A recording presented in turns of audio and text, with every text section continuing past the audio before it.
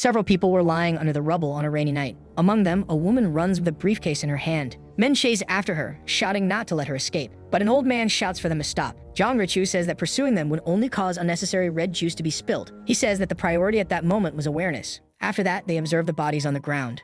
Among them was Kim Se-yuk. The old man says that he was impressive for a man from a small country and asks how he dared to compete. Smiling and exuding a powerful aura, he says that he was the only one worthy of being a divine figure. With his arms open and looking upward, he says he has fulfilled the promise. Before him, a giant eye opens amidst the lightning striking in front of him. It affirms that the old man has fulfilled it. Jongrichu says it was his turn to fulfill his own and asks to ascend as a constellation of the earth, to let him ascend to what they call celestial. The eye agrees, and thus the process begins as the system starts analyzing the request. However, a message appears stating that he did not meet the requirements. Surprised, they discover that the young man who died was the only one who met the requirements. With that, the arena on Earth was closed and all protections were removed. The entity tells the man that he did not meet the requirements, and he asks how it dared to deceive him. He shouts that it was the entity itself that told him that if he killed Se-yuk, he could ascend to the celestial rank. It says that is why it made the request as soon as he asked. Throwing lightning down on Richu, it repeats that he did not meet the requirements, and the other men end up being struck as well. They are all injured, and the old man curses it. The entity says that it was a very pleasant moment and that it would devour his world. Under the destroyed city, the rain was still falling intensely.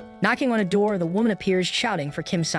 When he does not respond, she calls him an idiot. On the floor, there were several vials and books scattered around. Sitting, he asks if she was there. She asks how he could be so calm with the world ending, and the young man replies that he could do nothing but alchemy. Half indignant, she throws a bag on the ground and tells him to take it. Seeing it, he is surprised. Picking up a vial with an elixir in his hand, he asks what happened. She says that Zhang betrayed his brother. Simon asks if Se-yuk did not use the elixir. She says that he even knew how to use it, but after the guild members died, they threw it to her. Downcast, the young man says he understands. She says that with that, she paid off the debt she owed to Simon, and he asked about it. Smiling, she asks if he was still thinking about that. Scratching her head, the woman says that her revenge led to his brother's death. Kim says that was not true and that revenge was a separate matter, and people deserve to be punished. That his brother's death and revenge were different things, and the woman says he had potential. She turns and puts her hand on the doorknob. He asks if she was leaving right after coming all this way, and smiling, the girl says she was going into battle. She says that the old man summoned something incredible, and that the system removed the protection rights. Kim says he saw it and was shocked by it. Since he was the only one who saw his brother's status window, he knew that he would be the only one with the requirements for the constellation.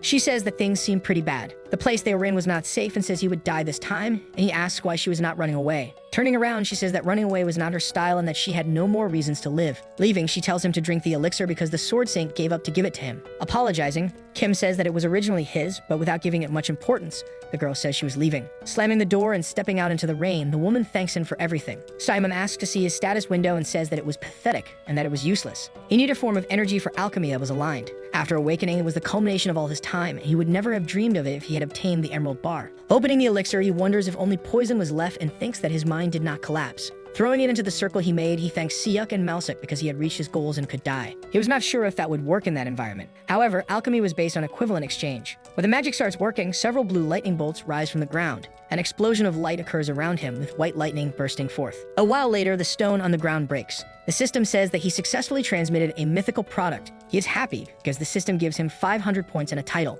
Looking at the object that appeared from the stone, he feels pleased. It was the philosopher's stone. Holding it in his hand, he says it was a ventilated item. He gets careless and ends up cutting his finger, and then the strawberry juice on the stone creates a bond between them. From his hand, the stone jumps to his chest, leaving him startled. His power was so intense that he began to feel severe pain. Suddenly, the window shatters with a loud crash. A head rolls in front of him, leaving him in shock. When he looks more closely, he realizes it was Malsuk. The entity is surprised to see the philosopher's stone and cannot believe it is seeing it in person. Feeling its aura, Kim realizes that its presence is overwhelming. The eye says that it had the potential to become a constellation and that it was an unexpected harvest. Simon thinks that everything was his brother's fault and laments his incapacity for mana. Suddenly, the system announces that synchronization is complete and that the unique status has been unlocked. At that moment, the stone begins to merge with his chest and speaks to him. It asks him to transmute anything he wants. He then says that the only thing he wants is to take revenge on the entity. He asks to live a life without mana incapacity. The system starts issuing warnings and an unbearable pain invades the young man. Based on the current state of the owner, the transmutation power of the philosopher's stone itself was being used. Independent transmutation was initiated and an indescribable power began to emanate from his body. Noticing this, the entity starts to become surprised.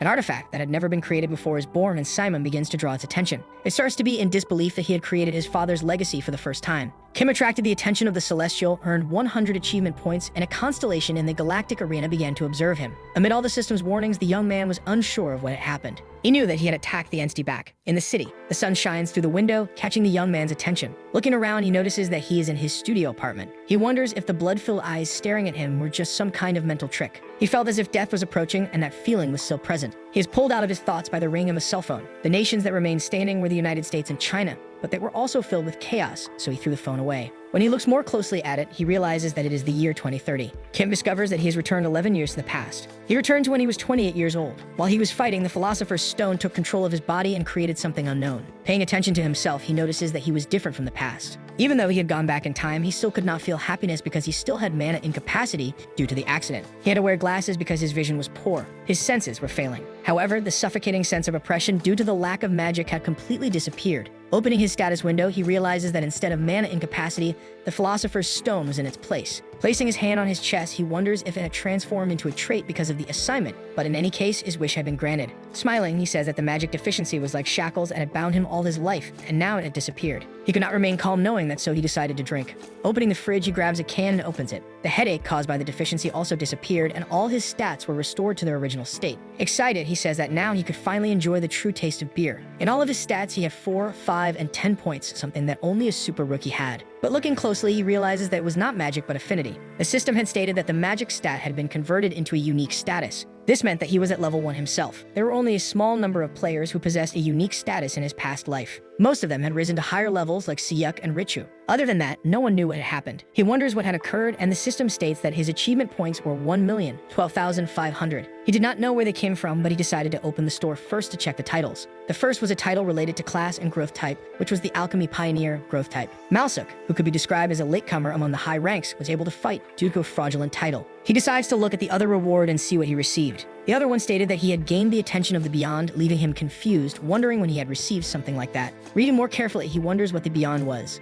If it was supposed to be something different. Lying down, he says that it was better than nothing. Smiling, he thinks that the most important thing was that his magic had been restored. He decides to test it, but first he needs to decompose the ignition formula, change it into an appropriate magical form, and use affinity. Kim tries, but he does not have much success. He wonders if it was impossible to use magic with that power. He then decides to take a piece of chalk to draw a magic circle to see if anything changes. So much damage had been caused in the end that magic could not be used, but there could be great benefits to his affinity. As he wonders whether he should draw it, the stone begins to emit a strong glow, startling him. His body was rejecting it. The stone starts complaining incessantly, asking if it was an inefficient method. Stomach is confused, wondering how the stone had transformed. He decides to take a deep breath and thinks that he would like to materialize it in the form of a spear. He wanted a spear similar to the one Richu used, and the stronger the special ability or addition, the better. Snapping his fingers, he thinks that the price to pay for that was the affinity he had. After that, he lets out a deafening scream, and the stone begins to shine more intensely. The system warns that he does not have enough affinity to achieve the desired results. The philosopher's stone was unstable and was searching for a different approach. Suddenly, a solution was found.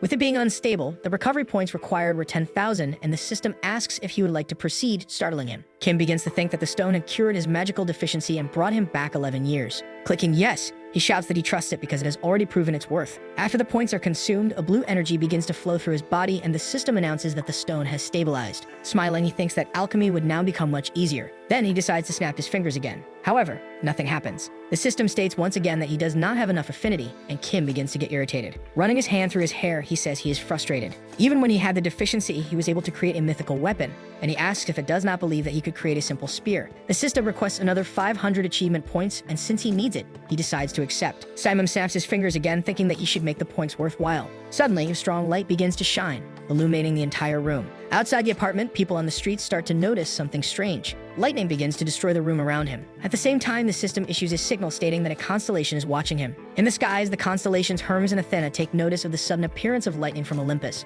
Kim, realizing this, wonders why the constellations suddenly became interested in him. The Olympus constellation was surprised by the traces left behind, which were mixing rapidly. Only 3 individuals remained calm. Among them, the ruler of Olympus, Zeus, shows great interest in the young man. Kim, still in the midst of the lightning, reads aloud that the constellations had retreated because of the traces. He wonders if all of this was because of the title he received, which was given to those who had the attention of the Beyond. The spear he longed for begins to appear, and he wonders what kind of chaos this was. Amidst the lightning, he decides to grab the spear. Looking closely, he discovers that it is Astroph, Zeus' spear, capable of controlling lightning. That was the main weapon used by Alexander, the Emperor of Lightning, who even after losing affliction, remained strong. On top of that, he wielded a spear whose power could compete with the magical lightning attribute of a grade-ranking mage. He could not believe that he had managed to create a weapon of that caliber. Just by equipping it, everything around him was destroyed. It was an imitation of an item, according to its grade. Zeus was showing interest but had not made any offers or partnerships, and Kim thinks there was nothing strange about that. He recalls that the system never said the production was impossible, only that it needed the necessary requirements. He wonders if it would be possible to create the real astrophy.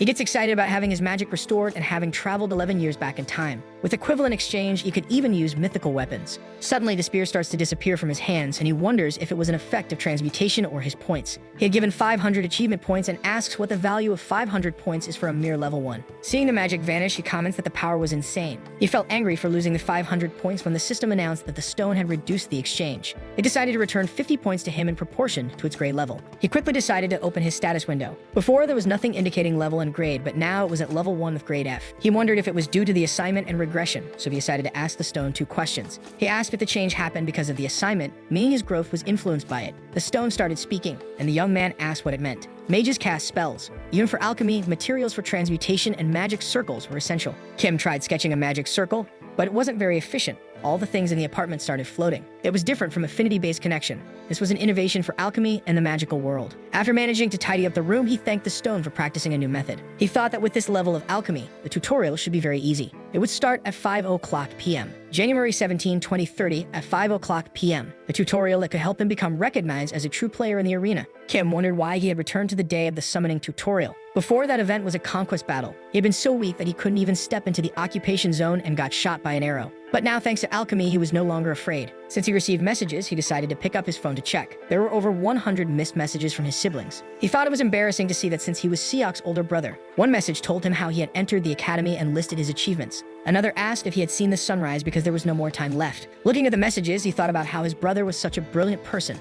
At the time, he didn't realize how much he was suffering. After the regression, he realized that the target of the galactic arena was his younger brother. He knew he could change that, but first he had to improve their relationship. Scratching his head, he wondered what messages he should send since he had nothing to say. It was annoying to worry so much about it, so he opened the chat and started typing. A few seconds later, he was shocked. Lee Yu-jung was also alive. Worried, he sat on the bed and tried to calm himself because nothing had happened yet. Recalling images, he thought that he could change things. It was necessary to change. Seconds later, Kim accessed the arena tutorial and had 9 minutes until summoning. The miserable life of a man without magic and all the bad things that had happened would be changed by him. The tutorial opened, the game mode was domination, and the number of participants was 100. Someone was in the same jungle area as before, which gave him a sense of nostalgia. He could earn points by occupying zones or eliminating other players. It had been a long time since he participated in an arena, so he would remain cautious and aim for high ranks. A notification appeared stating that Zeus was watching him, leaving him confused. Right after, he read that Zeus had given him a mission. The mission window was activated and wondered why it was active now since missions were usually unlocked only after the tutorial. If he secured first place in the domination tutorial,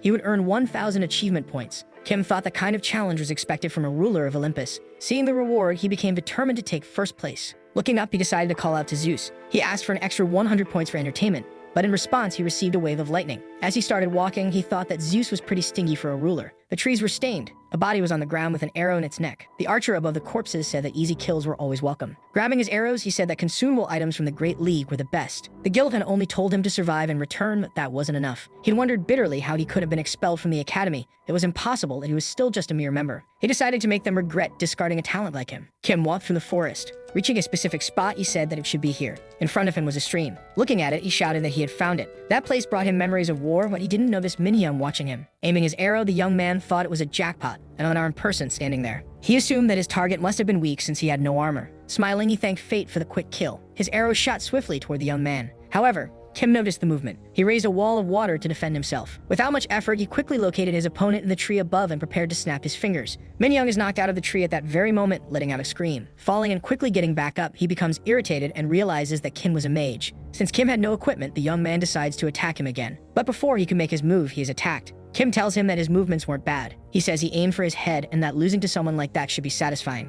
Minhyun curses in anger. He charges at Kim, dodging his attacks. Kim says that a rank B trait includes fast reflexes, surprising Minhyun that he knew that. As the young man was about to attack, a stone wall rises, piercing straight through him. Trembling, he tries to speak but fails. Simon asks if he was trying to talk about the Awakened Academy. Snapping his fingers again, he says that a place like that would never accept him. Looking at the equipment on the body on the ground, he says that Minyoung must have been from some famous guild because the equipment was high quality. If this were an official arena match, he would be dead. In official arenas, losing wasn't just a defeat. It meant real-world death, not just disconnection. But that wasn't even the worst part. If an arena wasn't completed, it triggered a surge in the affiliated country. In dungeons and raids, the undefeated monster would be unleashed on Earth. That's why the number of rankers after official arenas became a measure of national power. After the incident, Korea failed to stop a breach and followed the path of other smaller nations into ruin. But since that hadn't happened yet, Kim decided to focus on the present. He checked the rankings. In first place was Kang Hoang with 2 kills, and in second place was Lee Seon with only 1. Simon wonders why the kill count was so low since the tutorial had been active for a while. He thinks that everyone must be waiting. The participants were high level, judging by their equipment,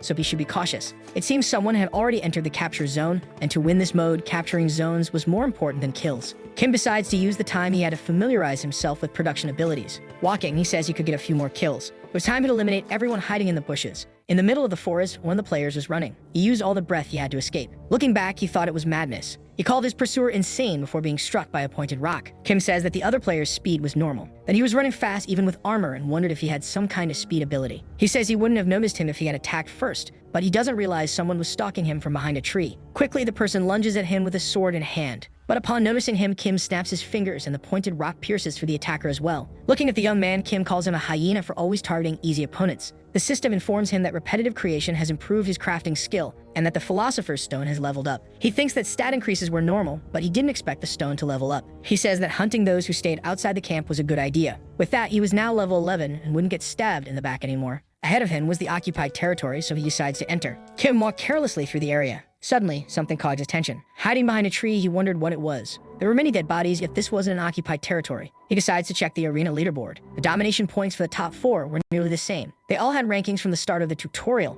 meaning they had been practicing since the beginning. Steinman wonders if they had formed an alliance. That was a major rule violation. Even if they wanted to rank up, forming an alliance in the tutorial was illegal. Looking more closely, he wonders where they were and if they had set up camp inside the occupied territory. They had tanks in the front, archers in the back, and a warrior swordsman on each side. He thought it would be difficult to play a hyena in that position. Kin was just trying to secure the mission rewards. Activating his skill, he says that he had no other choice. If they were going to play like that, then he would have to play dirty too. Seiyun was observing the area. Her companion asks if she saw anything, and the girl says that no one had appeared. Laughing, he asks if she was running out of aura, and she responds that clairvoyance uses mana, not aura. He says it must be nice to be able to use skills while conserving mana. The two argue because she says he had a low kill count, and he says the others had 5 or more, which was irritating. She comments that he was the one who chose to be a tank, which makes him very annoyed. They keep arguing when someone appears and tells them to stop. He says that Jiwon had more than 60% of the domination points, so he would let him get more kills. Hearing that, the young man is startled. Excited, he says that he trusted him. The girl asks if they could leave already since most of the participants were already gone. She says that it was frustrating to just sit there, and the man begins to think. She asks if he was worried about Kim Simon, but she tells him to relax because she knew all the guild's beginners and hadn't found any trace of him. The man says that was the problem because some guy he didn't know had 11 kills. Saya tells him not to worry since everyone who fought them was trash.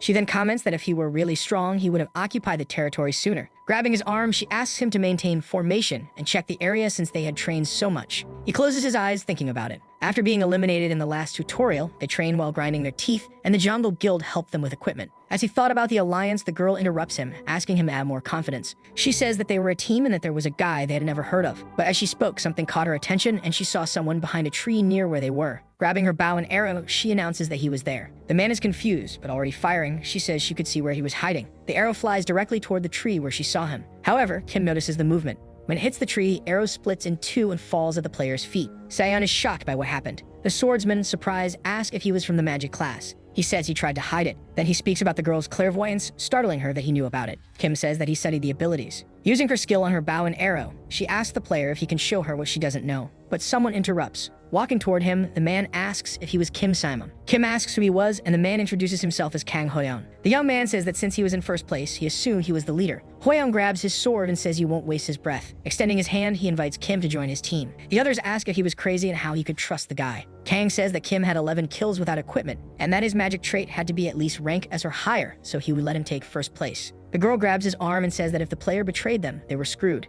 Kang says that the benefits outweighed the risks of forming a team with a magic user. Besides, mages were rare even in their guild. On top of that, he had 11 kills. He was good at combat since that number was absurd. He tells Simum to think long-term because with a mage on his team, his position in the guild would rise. Scratching his head, the player asks why they assume he would accept. They are confused, and Kim says they were assuming he would naturally say yes. Placing his hand on his head, the leader apologizes, but the young man says he knew the arrogance of mages and he wasn't like that. So Kang asks what the problem was. Kim says the issue was joining a team. Hoyam asks again, and the young man says that it was a rule violation and they would have problems if it were televised. Kang says it doesn't matter and that they shouldn't care about public opinion when there wasn't even a punishment. Kim says that judging by their equipment, they must be from a reputable guild and asks how they would handle that. Irritated, the leader tells him that he only killed weaklings and was now acting like the best. His jungle guild only cared about efficiency. If the results were good, nothing else mattered. They were a group of 4 and their qualities were different from those they had hunted. Pointing at Kim, he asked him again to join the team and says it was his last chance. Removing his hood, Kim says that was typical of the guild and that there was no reason to talk anymore.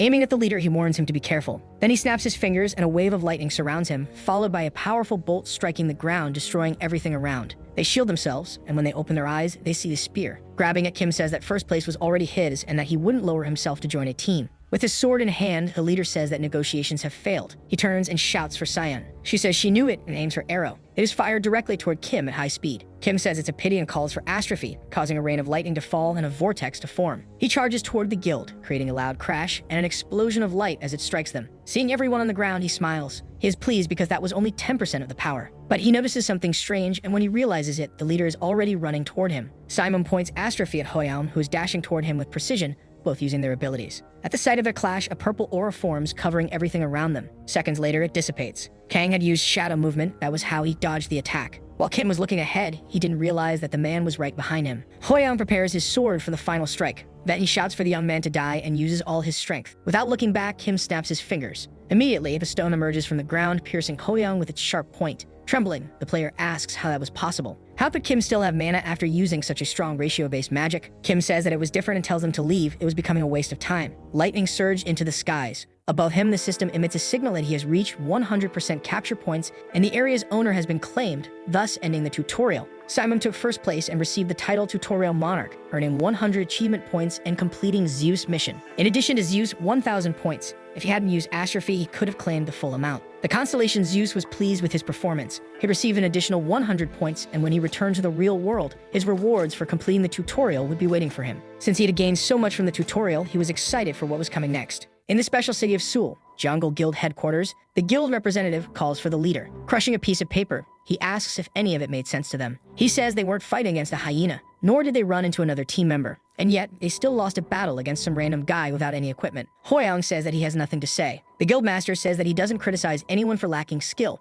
because that's something money can't buy. Walking up and slapping Kang across the face, he says that they lost after forming a team. That was something he couldn't let slide. He shouts that forming a team tarnished their reputation and asks if Hoyang understood what that meant. Faced with the master's anger, the team leader simply apologizes. The master throws a contract on the table, and the young man picks it up in shock. The master explains that it's a contract they prepared for players like them, those who failed the tutorial and tarnished the guild's name. Since they lost for 10 years, all their rewards would go to Jungle Guild, so he tells them to read and sign. Jiwon comments that the contract seems a bit harsh. The man immediately grabs him by the neck. He says that idiots always invite suffering and asks if he wants to die. Sweating, the young man apologizes. The others watch in terror and Kang tells them to just sign it. In the special city of Seoul, Sungsum Guild headquarters, Park Minhyul says that he can't decide. He tells the boys that he doesn't blame them, that the situation is difficult to understand. One of them says that the idea of a player casting magic without chanting was shocking, but the biggest shock was that he got 15 kills. Another says that he did it all alone and wiped out the 4 biggest teams. Minhyul says he will handle the details in the report and tells them they are dismissed. They are surprised, but he explains that their guild doesn't punish players for failing a tutorial. The 3 of them exchange excited glances. The manager tells them to do better next time, and they agree.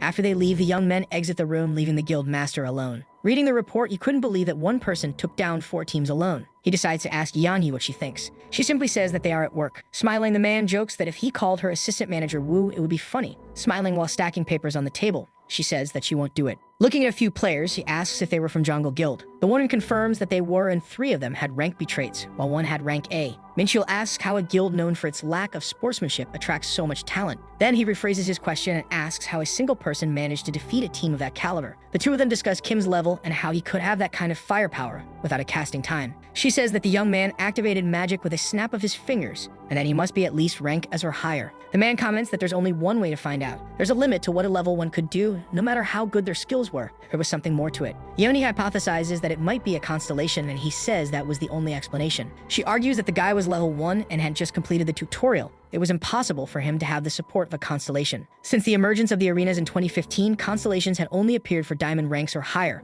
Park suggests that the player might be different, or that something else was helping him. He then says that the best course of action would be to recruit him. The woman remarks that other guilds would act as well, and laughing, the man tells her she would have to try harder. Turning around, he asks the master if he agreed. Sensing a presence, the woman becomes nervous. Beside them, a strong light emanates. Stepping out of the portal, the woman says that since it was just the two of them, she could be addressed as Miss. Smiling, she asks how he noticed her presence since she was using an A-rank artifact. Minchil replies that he only noticed when she mentioned Kim Simon. He then asks why she was there and if she wasn't about to graduate soon. Sitting at the table, the woman says she was bored and that the academy didn't mean that much to her. The man tells her to enter the arena instead of spying, and she replies that she had just finished a match. She asks if he hadn't watched the live stream, but turning to the table, he says he had an urgent report and apologizes. Picking up the clipboard from the table, the woman tells him there was no need to apologize. Yujong asks if that was the report that had surprised him, and the manager does everything he can to prevent her from looking, saying the information was confidential. Reading it, the woman says that the guild belonged to her anyway. Even so, the man still tries to stop her while she refuses to back down. She lifts the clipboard to read it as the manager protests. When she sees Kim Simon's name, she is shocked.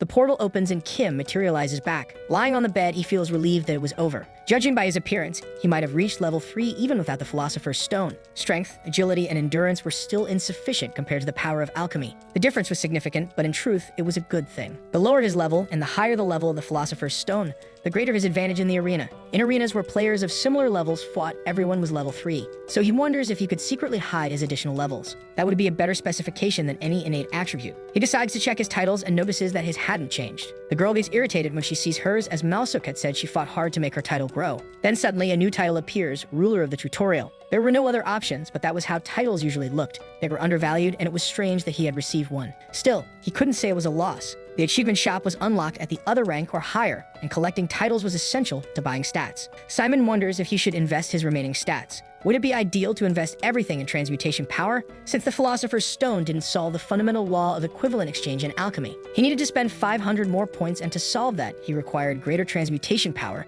but he couldn't ignore physical stats either. He should at least raise them to the awakening average of 5 and consider allocating stats separately. While adjusting the system, he suddenly notices something. Placing his hand on his chest, he asks the Philosopher's Stone if it could transmute anything. Instantly, the stone begins to respond. After the answer, he asks if human transmutation was possible. But this time, it does not respond. Kim understands the lack of response since human transmutation was a taboo in alchemy. Chimeras were the most notable result of human transmutation, but sometimes they appeared as monsters in the arena. However, they could certainly be used for beneficial purposes, just as science had advanced on Earth in the 21st century. When the stone begins to speak again, the young man wonders if he would use it solely for good. His plan was to use it only to become stronger, but if he ever found himself in a difficult situation, he couldn't promise anything. After all, he had a goal he needed to reach. The stone begins to warn him, but he says he is fully aware of the dangers of transmutation. However, that wasn't what the stone was concerned about. There was an item that was the opposite of the Emerald Tablet, possessing a type of knowledge akin to the stones. When he first obtained the Emerald Tablet, he remembered taking a qualification test. He was only able to obtain it at level 1 due to its bound nature, which made it unusable by anyone else.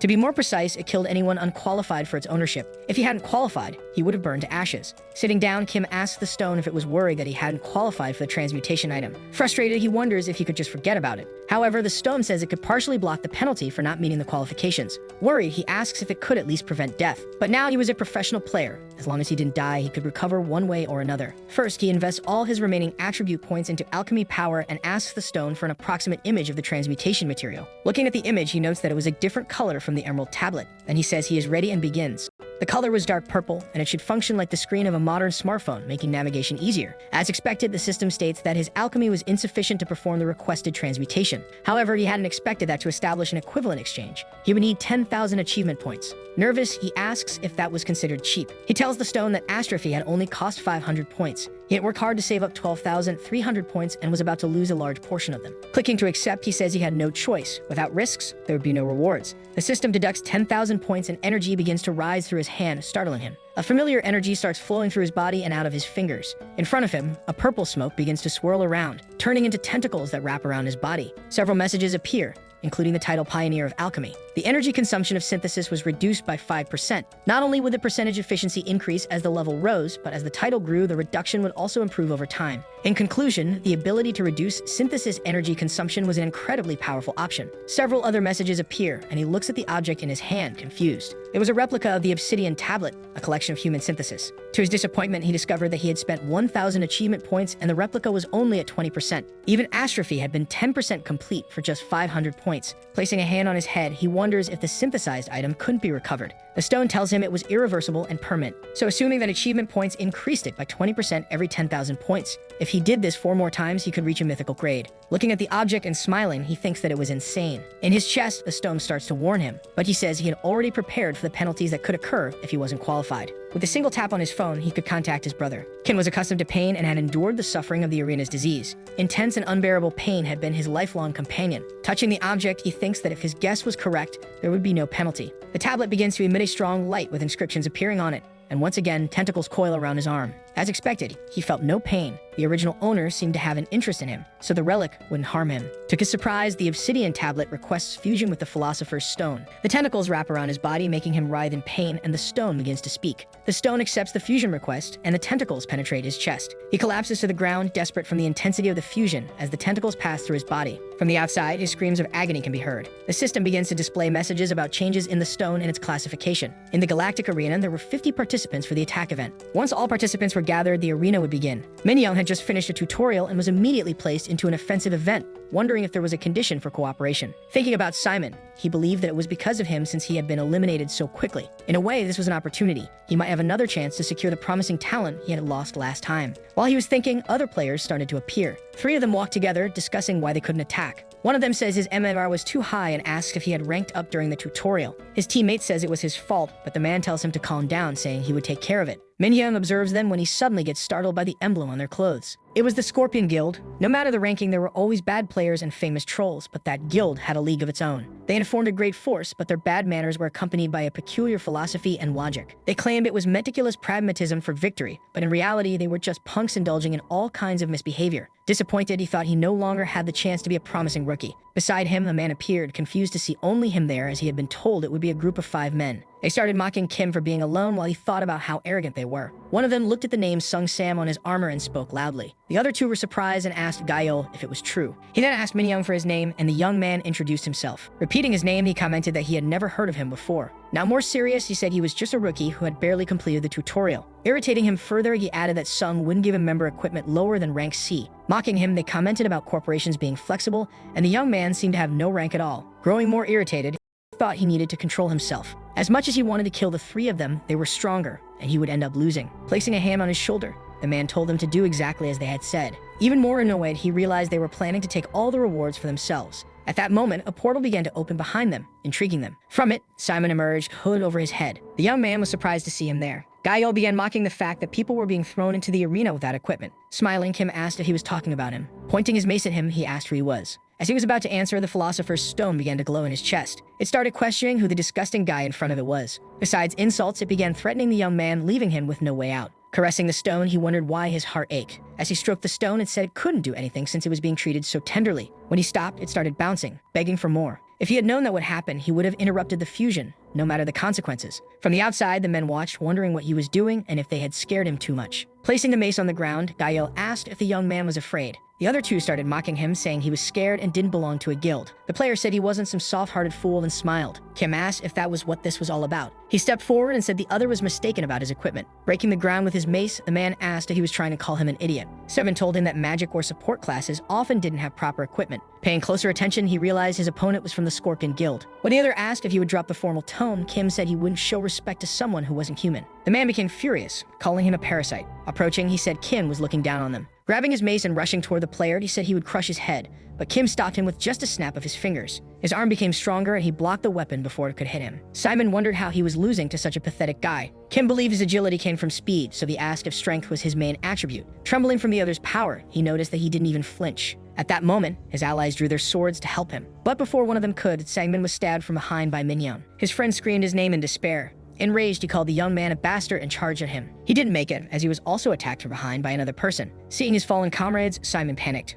All of his strength and agility, along with his B rank or higher equipment, had been stopped by a guy using only one hand. Trying to hold on to his mace, he asked why the other was so strong. Kim asked if he still had the strength to scream and broke his weapon with just one hand. Seeing the shattered mace, he quickly looked up in shock. Now holding the weapon, Kim saw the fear in his face and said he liked it, but he shouldn't hold a grudge since he attacked first. With a single move, Simon was killed. The arena had a high difficulty level due to the high MNR, but on the other hand, that meant the rewards were greater. The fewer members in the compensation group, the more rewards they would receive. That was why they had been so aggressive about his equipment. Kim had used the over's body tissue with a completion rate of 15%. The risk of having that qualification was high, but having an over's arm without transforming into one was perfect. If not for the preservation of his appearance, he wouldn't have accepted the fusion. Thinking about it, he said he liked that part. Then he realized someone was watching him. He asked the young man if he was the last teammate, and nervously, he said yes. Kim asked if he had known him before since he looked familiar, and the young man said he was in the tutorial. When asked if he had seen him near the lake, Minhyung got excited and introduced himself, saying that the guild had analyzed him to work with him. Hearing the name of the guild, Kim remembered Yujong and became thoughtful.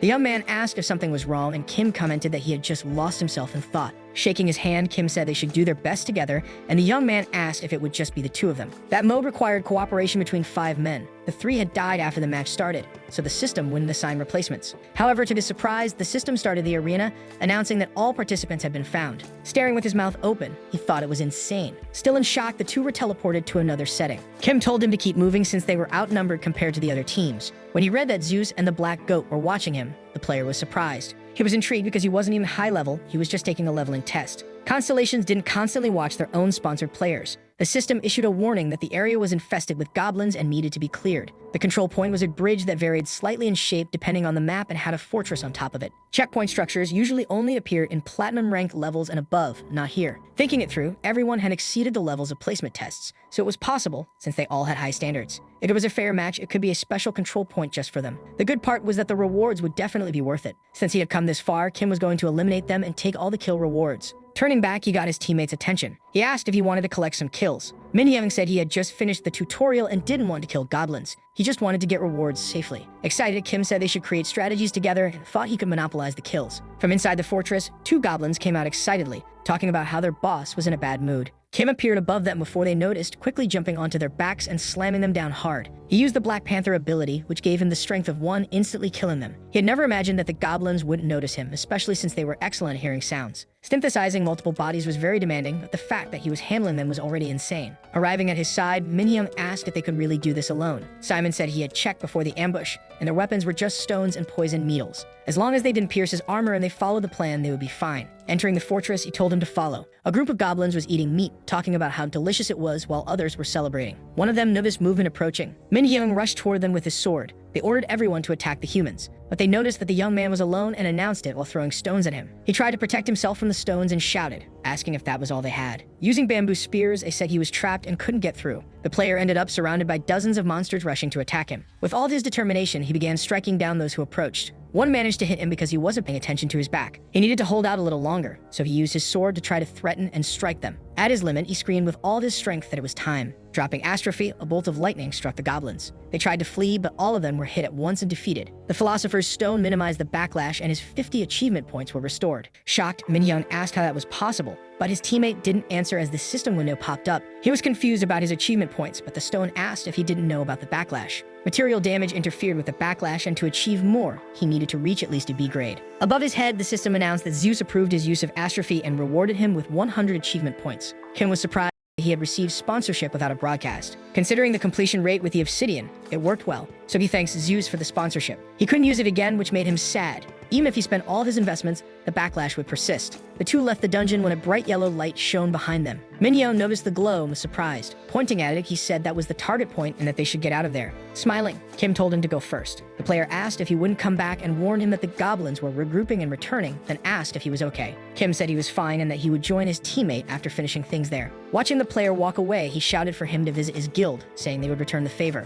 As he left, he thanked him and the young man smiled. In front of him, several armed goblins appeared, ready to attack. Stretching his arms, Kim told them to finish it. What he didn't expect was that a larger goblin with a spear would try to attack him, but he managed to dodge in time. That was the chief, which made the others excited and left Kim surprised. Angry, the monster growled and charged at him. Kim, startled, wondered why a hobgoblin was there. Remembering the system message, he understood what it meant. Hobgoblins were monsters that emerged when elite goblins were influenced by dark energy, and the bridge was prone to such occurrences. Thinking that monster was an exaggeration, he activated the Black Panther ability. Running to avenge his subordinates, the hobgoblin swung his axe, barely missing Kim and shattering the wall beside him. Dodging the second attack, Kim wondered why it was so easy. Overall, his physical capabilities were lower than those of a real hobgoblin. Wondering if it had been nerfed, he thought they seemed to have some awareness, which was relief. Achievement points could be wasted, but he decided to take precautions and called for the stone. Above his head, the system announced that Zeus was attacking the black goat. Then it said the black goat expressed dissatisfaction, pointing at the obsidian tablet. The notifications distracted him, and when he realized it, the monster was right in front of him, attacking with full force, making a loud crash. He managed to dodge, but was surprised by the goblin's power. The black goat constellation gave him a mission in the middle of combat,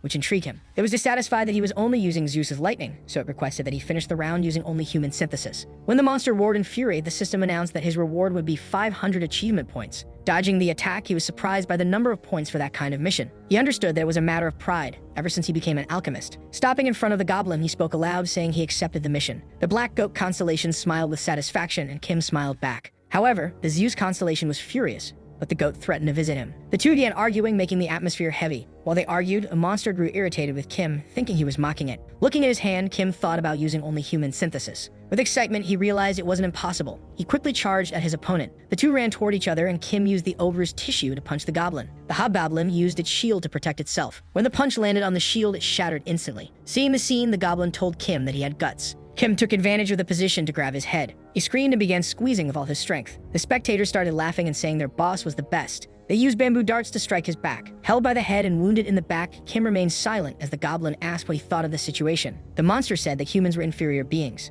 that they were so pathetic that he had fallen for a simple trick and had no resistance to paralyzing poison. Still holding him, the goblin said he would start by cutting off his limbs. But before he could do anything, his arm was gripped tightly. Noticing that the other was moving, the monster was startled. Kim's body began to emit a green light, leaving the goblin confused. Sweating, he said it was impossible since Kim was just a human. Using the ogre's tissue, Simon squeezed his arm until it snapped and pulled it apart, tearing it in two. Screaming in pain, the goblin fell to his knees. Then he realized his neck was being gripped with the same strength as his arm. Standing over him, Kim said that goblins were inferior creatures that fell for simple tricks. They stared at each other, and Kim asked if his opponent agreed. The goblin only growled. With a single squeeze, his head shattered just like his arm, and Kim won the battle. He fell to the ground with a loud crash. The others were devastated and shocked to see their boss in that state. The Black Goat constellation's mission was completed, and he earned 500 points. It expressed great satisfaction that he had used human synthesis and rewarded him with an additional 500 points. Stating that the system referred to the goblin as a hidden boss, he thought that it wasn't just meant to be defeated. The system announced that the Galactic Arena was talking about him, and he recalled something similar happening when he activated the obsidian tablet. He wondered if having the attention of the Galactic Arena was a good thing. Kim decided to think positively since the arena always ensured a balance between risk and reward.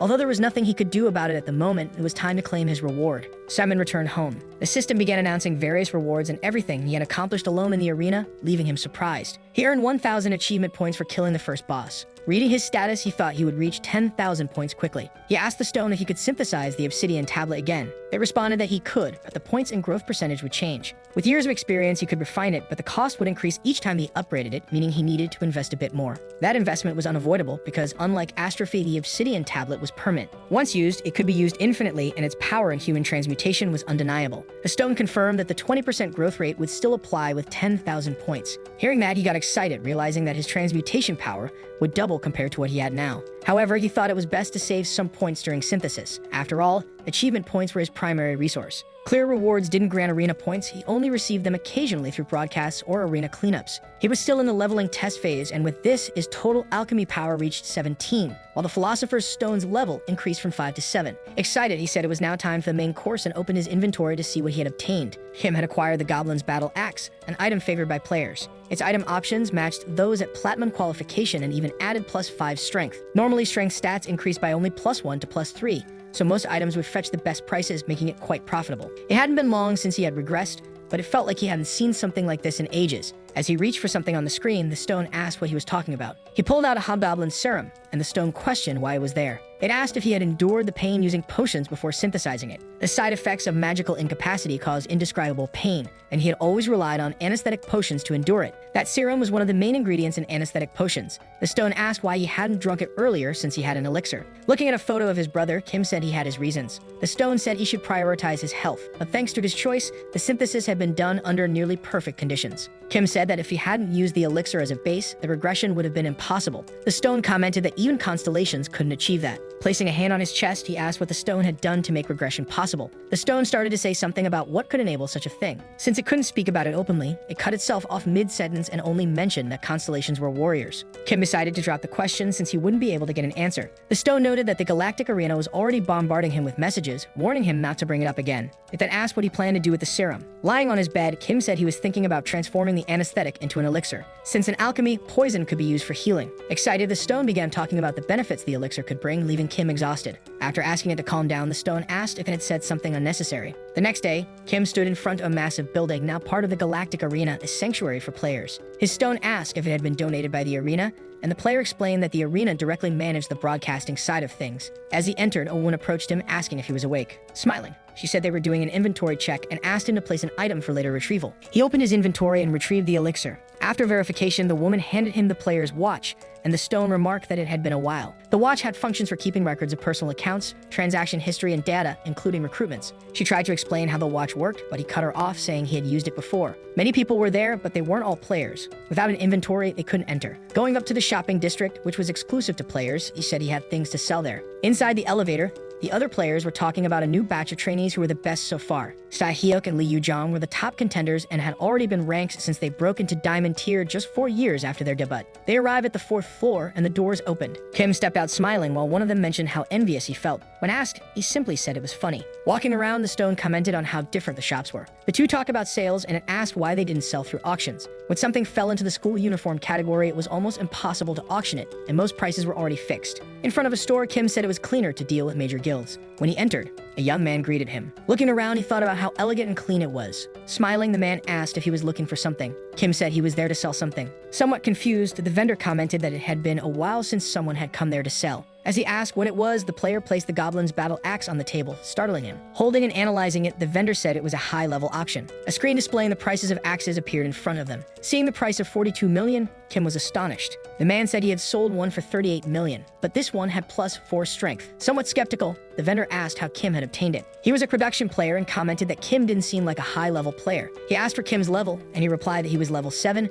making the vendor even more suspicious. Convinced, he asked if Kim wanted to receive the full value of the piece without arena points. When Kim mentioned that he had acquired the item in the arena, the man laughed, not believing that a level 7 had obtained a platinum tier item. He moved toward a red button, saying that security would show up and the real owner of the stolen item would appear. But he also mentioned that people like Kim often found themselves in unfortunate circumstances, so he was willing to help. The man offered 10 million in cash to buy the item at that price, assuring that he wouldn't press the button. Of course, he also expected Kim to stay quiet about it. Smiling, he asked him to make a choice. Simon tried to say something but was interrupted by a woman calling the manager's attention. Lee Yu-jong asked the man if he had gotten bold since becoming a manager. Outside, the woman handed Kim a soda. Kim started thinking about the hand that was holding the soda. 9 years ago, Jung's hand had held a hammer stained with strawberry juice. That was the hammer that had crushed his grandfather's head, the unforgettable horrors of that day. Not just President Lee, but also the heads of several other officials who had gathered there. That incident was seen as the turning point that led to South Korea's downfall. The shock he had felt that day still remained clearly in his mind. She was a completely different person from the one he had known. Seeing that he hadn't taken the soda, the girl asked if his taste had changed, to which he only replied that he was lost in thought. Looking at him, she commented that his older brother hadn't changed. He always got lost in thought when he concentrated.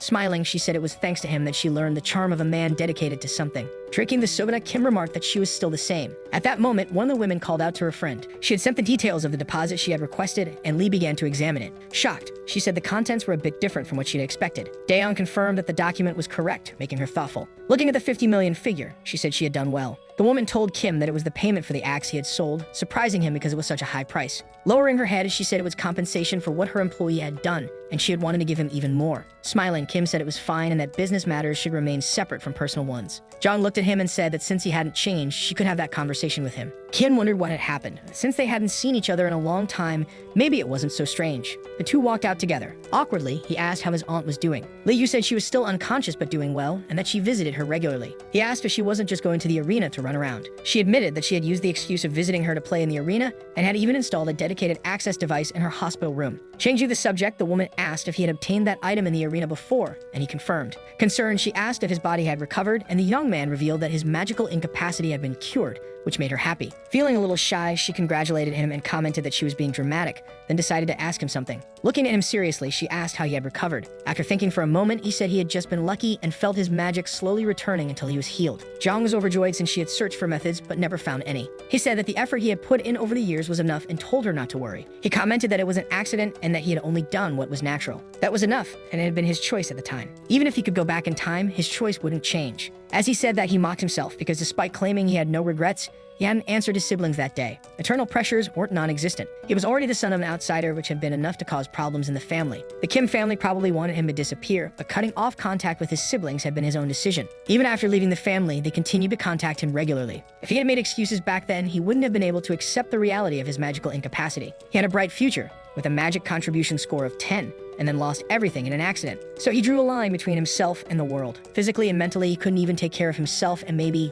deep down, he resented them for it. He wondered if his life would have been different if it weren't for them at the time. He had always regretted the person he was back then. Especially in Yu Zhang's case, if he had stayed by her side, maybe she wouldn't have ended up living with the label of a traitorous villain. During their walk, they talked casually about the arena, and the woman suggested that he buy his equipment at her store. Concerned, she asked if he wasn't in a hurry to buy equipment, and if he was attending a magic class. He replied that he was working as an alchemist. She asked if he planned to use his money to buy alchemy materials, and he said he had been lucky enough to find some. Li Yu said that was great since she also needed materials, which intrigued him. Kim asked what materials she needed since she was in the combat field. His sister explained that in combat zones they made potions to aid in training. He asked why she couldn't just request them from an alchemist or another producer. After all, with her abilities, she could easily collect all types of potions. Grabbing his arm, the woman said she needed to visit their mother soon, and the young man told her to drop it. But before he could say anything else, she quickly pulled him along to take him there. Daeyoung was intrigued by the scene she witnessed. She asked if that was the same young woman she had met before. She was completely different from usual. Smiling, she wondered if that was her different side. She truly didn't understand. They arrived at a market where many people were selling recovery potions. Feeling uncomfortable, the young man said he was leaving, but his sister insisted that alchemists were always short on materials and told him to watch a little longer. Shaking his head, he said he already had enough, but the woman insisted that he take one more item. Checking his inventory, he said it was full. Excitedly, she told him not to worry. She had something she wanted to give him. Smiling, he thought that shopping with others was scarier than he had imagined. His sister walked around excitedly, trying to show him different things while he could easily distinguish the colors of the materials. She checked every little detail carefully, but for him, that part wasn't important. As long as the classification matched, he didn't care about the other details. Then she handed him an arena access device. Excitedly, she told him it was a model made by Seongsam and hadn't been released yet. Access devices were launched in the form of helmets, capsules, and protected glasses. Surprisingly, they were the result of direct contact between the arena and governments around the world. At first, only powerful countries like the US and China had access, but she had directly reached out to all nations to stop their exploitation. They even claimed that they had revoked the qualifications of all Chinese and American players. He asked if it was really okay for her to give him that. The girl responded that they were already using it. It just hadn't been marketed yet. Kim said he was an outsider and asked again if it was really okay. His sister said she was offering it to him. She told him that if Seongsam came looking for him, he should just tell her. Even after hearing that, the young man kept analyzing the situation. He asked if it wouldn't be more appropriate to buy it directly from the store. She said it would be bad if he ran around the arena without a device. Seeing her bite her lips, he remembered that she always did that when trying to be stubborn. She told him to think of it as a way to repay him for how rude the agency manager had been to him. He thought it was a good deal since he was already looking for an access device anyway. Currently, he was thinking about starting arena broadcasts, so this would work even better. Stopping in the middle of the path, he said it was time for him to leave. The woman said she was going to visit their mother at the hospital. Thinking about it, he remembered that his aunt's illness was related to the arena and decided to investigate. When the Galactic Arena first opened, just like the mana deficiency he had suffered, there was an arena-related disease that appeared in awakened individuals. He didn't know its exact name, but since she had been chosen by the constellations, she should be able to hold on for a while. She had treated a legitimate child as if it were her own, so he needed to grow stronger quickly and start working on a cure. At that moment, his sister grabbed his arm again. Nervously, she told him he needed to answer them, leaving him confused. A few seconds later, he realized she was talking about the messages. Zhang said that Chuck had been bragging about the fact that Kim had sent him a message. Scratching his head, Kim said nothing to brag about. With a sigh, he thought that they weren't kids anymore and that he had let them know when he arrived. Excited, she asked if he promised to send messages from now on. Patting her head, he called her a child. At that gesture, the woman looked confused. At the same moment, he quickly pulled his hand away, nervous because he knew that girls didn't like having their hair touched. Awkwardly, he told her to take care on her way back and thought that they should leave before anything strange happened. Turning his back, he said goodbye. Behind him, Daeyoung commented that he had been rude and shouldn't have touched her hair. Noticing that Zhang wasn't moving, he wondered if she was angry. Getting closer, she told him not to worry. She would handle it. There were a lot of people around, and she didn't want to draw attention since everyone there was a player and it wasn't easy for them to stay quiet. However, as he got closer, he realized that she was blushing, not angry. Embarrassed, the woman muttered that she didn't want anyone to see that. Excited, Daeyoung said it was fine, but she thought she had just witnessed something interesting. Changing the subject, she asked what happened with that matter, leaving her intrigued. She said that since it was just the two of them there, she could speak freely. Daeyoung commented that if it was about the incident from years ago, there was still nothing, not a single clue, as if someone had completely erased everything. She remarked that it was strange because the Korean elite had been the target of that attack, but the media had been unusually silent. The other day, the hair of the ST group made a joke on his broadcast and the media went crazy. Even though he was just the third generation of a wealthy family, it was shocking how much attention that had gotten. Yet now, everything was silent. It seemed that someone powerful was trying to cover things up, and the other woman said that digging deeper could cause problems. Smiling, Jung asked if she was scared. Daeyoung denied it. She said she was just asking if Jung was okay because she had a lot more to lose than Daeyoung did. Liu said she didn't have much to lose. Then she turned with a smile, watching her brother walk away. Right now, she had found a reason to fight, and that was all she knew. Daeyoung asked if she was really starting this work because once she did, there was no turning back. Jung told her to go ahead and bring the evidence if she had it, to bring her the head of an awakened one, because she had learned something very interesting. That night, the player arrived home exhausted. Throwing himself onto the bed, he thought that his home was the best place to be. The stone asked him about the girl he had seen earlier. He said they had known each other since they were 5 years old and had grown up together. Concerned, he asked if something was bothering the stone, and it started stuttering. It said the woman seemed complicated, but since they had been friends since childhood, the stone couldn't stop him from being around her. It added that it would be there if he needed anything, then changed the subject, asking if they should start working on the elixir. Stretching, Kim agreed to start. Gathering all the ingredients, among them a rug, he noted that the size was perfect. Looking at the corner of the room, he thought it would be a good place. With just a snap of his fingers, he began creating a desk with multiple drawers. Touching it, he thought that alchemy was incredible and always gave him perfect results. Starts arranging the materials on the table and thinking about where each thing could go. Normally, he would use elixirs to make materials stronger, but grabbing the goblin serum, he says he will try something different. Goblin materials usually had connections with paralysis. They use their own red juice, so they should purify the corrupted magic. He was planning to enhance the paralytic properties and corrupt elixirs. The stone warns him that corruption magic was demonic and could destroy his body with just a touch. Smiling, the young man says he knows, and she comments that it could lead to penalties as severe as a curse.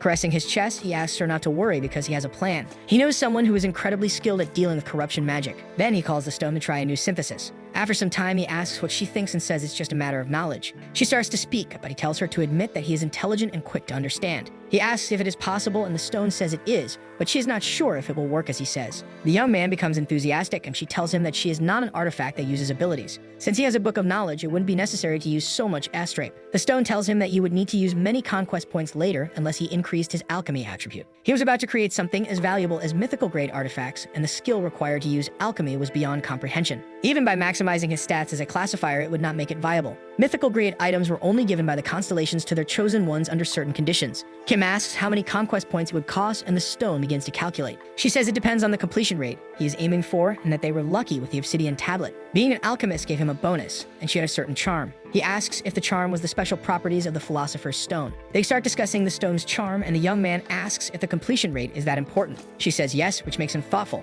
The stone defines a completion rate in percentage terms, and reducing the rate lowers the cost. That worked for astrape-equipped items, but knowledge was different. No matter how great the information was, if it was incomplete, it was useless. He would have to balance cost and usability. She decides to ask him something about the obsidian tablet. She says that no matter how good it was just a crafting item, which meant it could also absorb knowledge. With that information, he decides to start immediately, and the stone comments that he understands how synthesis structures work. His rate was exactly 10%, which for a player was enough. They talk about crafting items because the young man only knew a little from hearing stories. Reading the book, the girl asks the young man if he understands anything in that mess. She says that technique only works for the 10 levels of mastery in the celestial demon art, but her brain can't take any more. Since he was great at analyzing things, she asks if he can help figure out the sequence. In his past lives, someone asked him to decipher the celestial demon art. The text was only accessible to its hair, so he couldn't read it, but he knew it was divided into 10 levels. Logically, each level corresponded to 10% completion and would contain the instructions for the first level. That was the art that made someone high level with only 7 levels, so he planned to read and decipher it on his own. But if a philosopher's stone could absorb knowledge, everything would change. He wouldn't need to decipher it manually,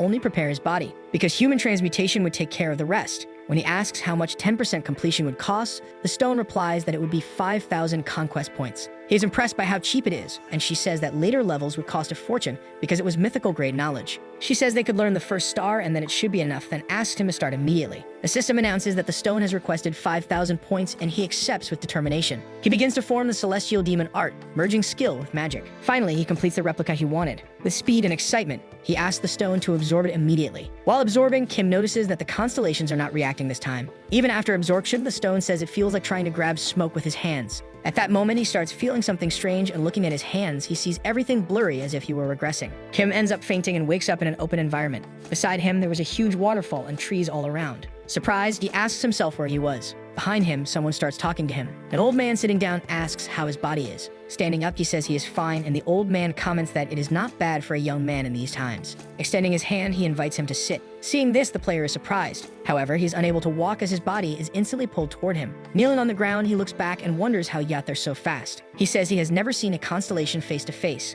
Laughing, the old man comments that he speaks as if he knows him. Kim says that the technique he mastered before coming here was the celestial demon art, so it was impossible not to know him. He says he couldn't have asked a more obvious question and introduces himself as the celestial demon constellation. The system congratulates him and his 5,000 points are recovered. That constellation was an entity, extremely dangerous. They would do anything to help him and warn him not to provoke it recklessly. If a critical situation occurred, he would be sent back to Earth, and he thinks about the system's warnings. The entity says that is just an excess of caution. Watching him speak, the young man thinks he looks like a professor or a student. He decides to ask if he is here because of his celestial demon art. The old man says young people are bold for getting straight to the point. He says his interest lies elsewhere, not in his technique. Then he asks who exactly he is. He asks what he means, and the entity comments that it is exactly what he heard. He thinks the old man is trying to determine how rare he is. Even Zeus and the black goat did not seem to notice his regression. But now, a high-ranking constellation like the celestial demon was asking him about it. Smiling, he asks if he is trying to play dumb and says he is not that ignorant. Right after, he asks how much he knows about him. Remembering everything the girl had said, he states that he knows the man seeks domination. He valued the survival of the fittest, similar to how things worked in the demon realm. Laughing, he says the young man is smart and concludes that he is correct. As he said, he always sought strength and walked the path of domination even before becoming a constellation. Kim notices his eyes change color. They remind him of the gaze he saw in his past life. That gaze should belong to a constellation in the same position as the celestial demon. The man shows satisfaction, but his eyes emit a different energy. The waterfall continues to flow and he feels as if he is sinking into emptiness. But strangely, he is not afraid. It feels oddly familiar. He says the young man carries the mark of his presence. Interesting, a mere mortal looking into the void without hesitation. He asks if he is still going to play dumb. Kim thinks this has to do with the title he obtained. When the old man looks intrigued, he reveals that his title is the one who receives the gaze from beyond. Upon hearing this, the entity bursts into laughter. He says Kim describes himself in very high terms. Kim asks if he already knew about it before. With a smile, he says he did. Without a reaction, he asks if the old man had lost it. The entity asks if the player is not an assassin. Then he asks if he ever stays quiet. Observing more closely, Simon says his intent is intense, but there is no need to be afraid. If anything happened, the black goat would not remain silent. Laughing, the old man says it is no wonder they have taken an interest in him, and it makes sense why he is being watched. He says he lost to that person and could add that it is why he is curious. He asks what part caught his attention and tells him to be honest.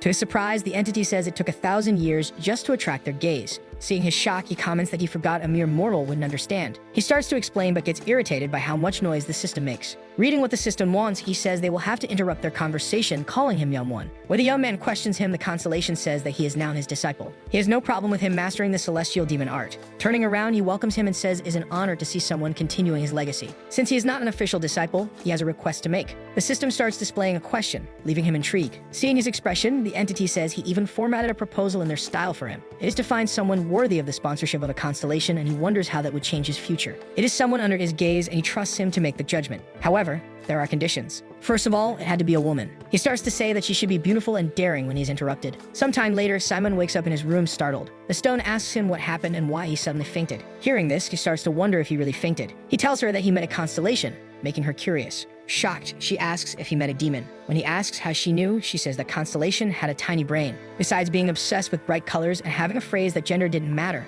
as long as someone had good taste, that was what was important. She asks if the young man was attacked, and he says nothing happened. She says he was lucky to be handsome, or else the demon would have killed him, and that since he let him go unharmed, it must mean he liked him. They continue talking, and the young man says the old man thanked him for learning. The stone says he was crazy, just as the rumors said, and changes the subject, asking to finish the elixir. Getting up from the ground, the player agrees. She asks if she needs to subtly tell him the recipes. Already preparing the elixir, he says there's no need, and the stone tells him that every time he stirs the potion, the serum screams, as if asking what he was doing to it. The more he mixes the potions, the more the stone comments about it, watching closely. Sometime later, it is ready, but is a pill, not a potion. Since he didn't have a container, he couldn't make it in liquid form. Picking it up, he asks to check its status. The name is Bloodflower Pill, grade C, with a high chance of gaining demonic energy. Looking at it, he says is very well made. He is nervous since it has been a while since he made an elixir, but he couldn't believe he was able to extract options for permanent attribute increases to strength. It's grave to see due to the poor ingredients, but the options were insane. However, there was a chance of not receiving the demonic energy, but that was true only for normal people. The first star technique of the celestial demon divine art was already fully present, so he only needed to use it correctly after consumption.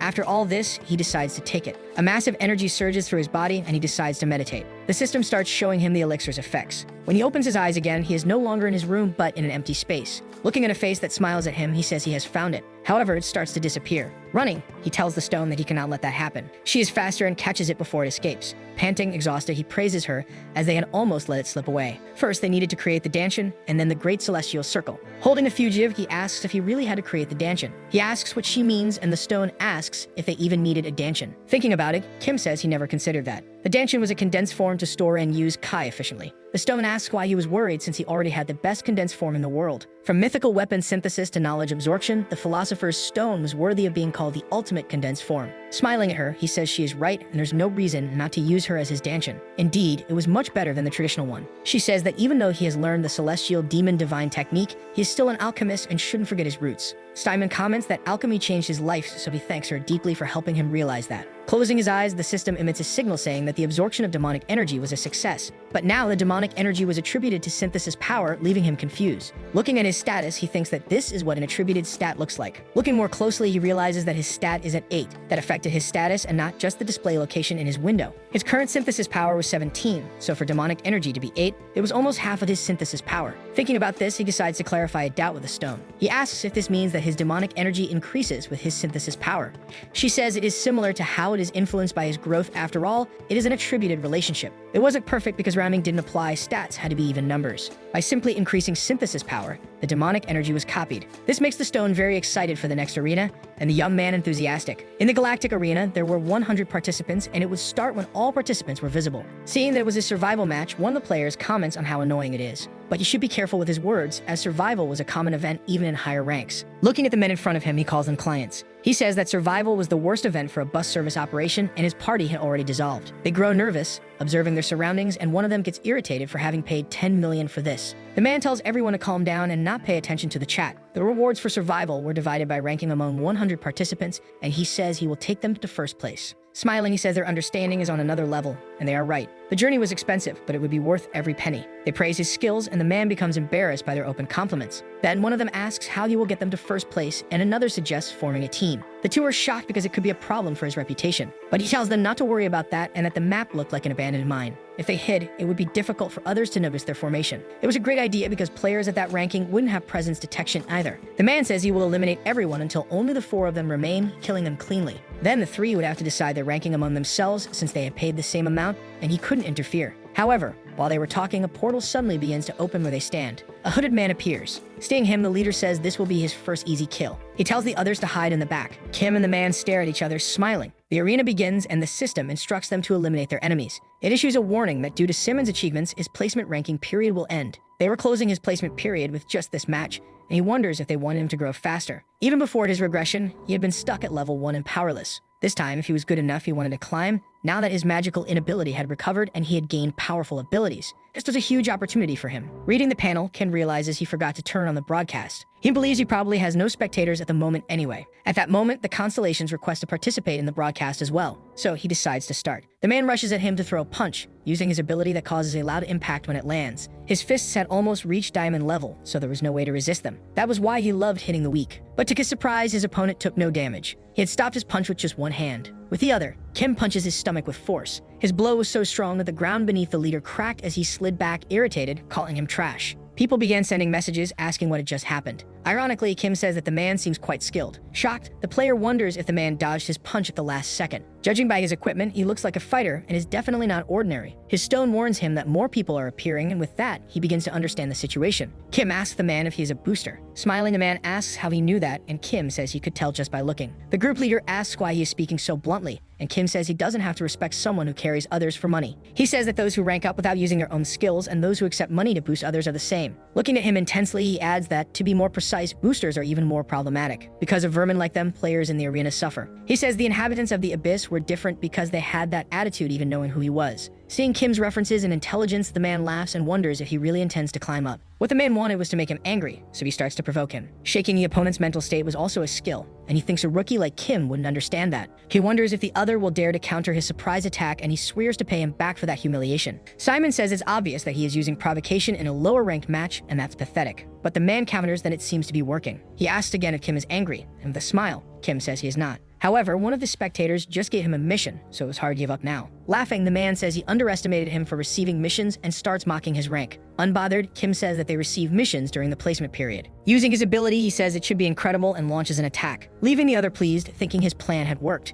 He clenches his fists with aura, believing he would be attacked immediately. The two confront each other and stand face to face. The fight continues with several attacks using aura and their abilities, dodging each other's moves. In the middle of the fight, Kim manages to land a punch on the leader's stomach. He spits out strawberry juice from his mouth in shock. Simon dodged all the aura attacks and found an opening, making the other wonder who he was, as he was not normal. His comrades become worried, and noticing he was being observed, he thinks he needs to put an end to it. The leader decides to face him with all of his power and uses his ability to run as fast and as powerfully as he can. But to his disappointment, Kim skillfully dodges his attacks. Smiling, the player asks if that was all he had. Then he says it's his turn and uses his ability to feint a punch. The punch was so powerful that his opponent was instantly sent flying. He and the fragments of stone that went with him crashed into the wall. He couldn't believe he was being defeated and wondered where the other got his strength from. The other players approach, asking if he was okay. Seeing their faces, he feels embarrassed about what happened. Calling him a bastard, he charges at his opponent. He yells for him to stop running and face him. Simon begins to invoke the celestial demon's divine technique. A great explosion of light occurs, lifting dust and stones around them. Seeing his power, the man becomes even more enraged.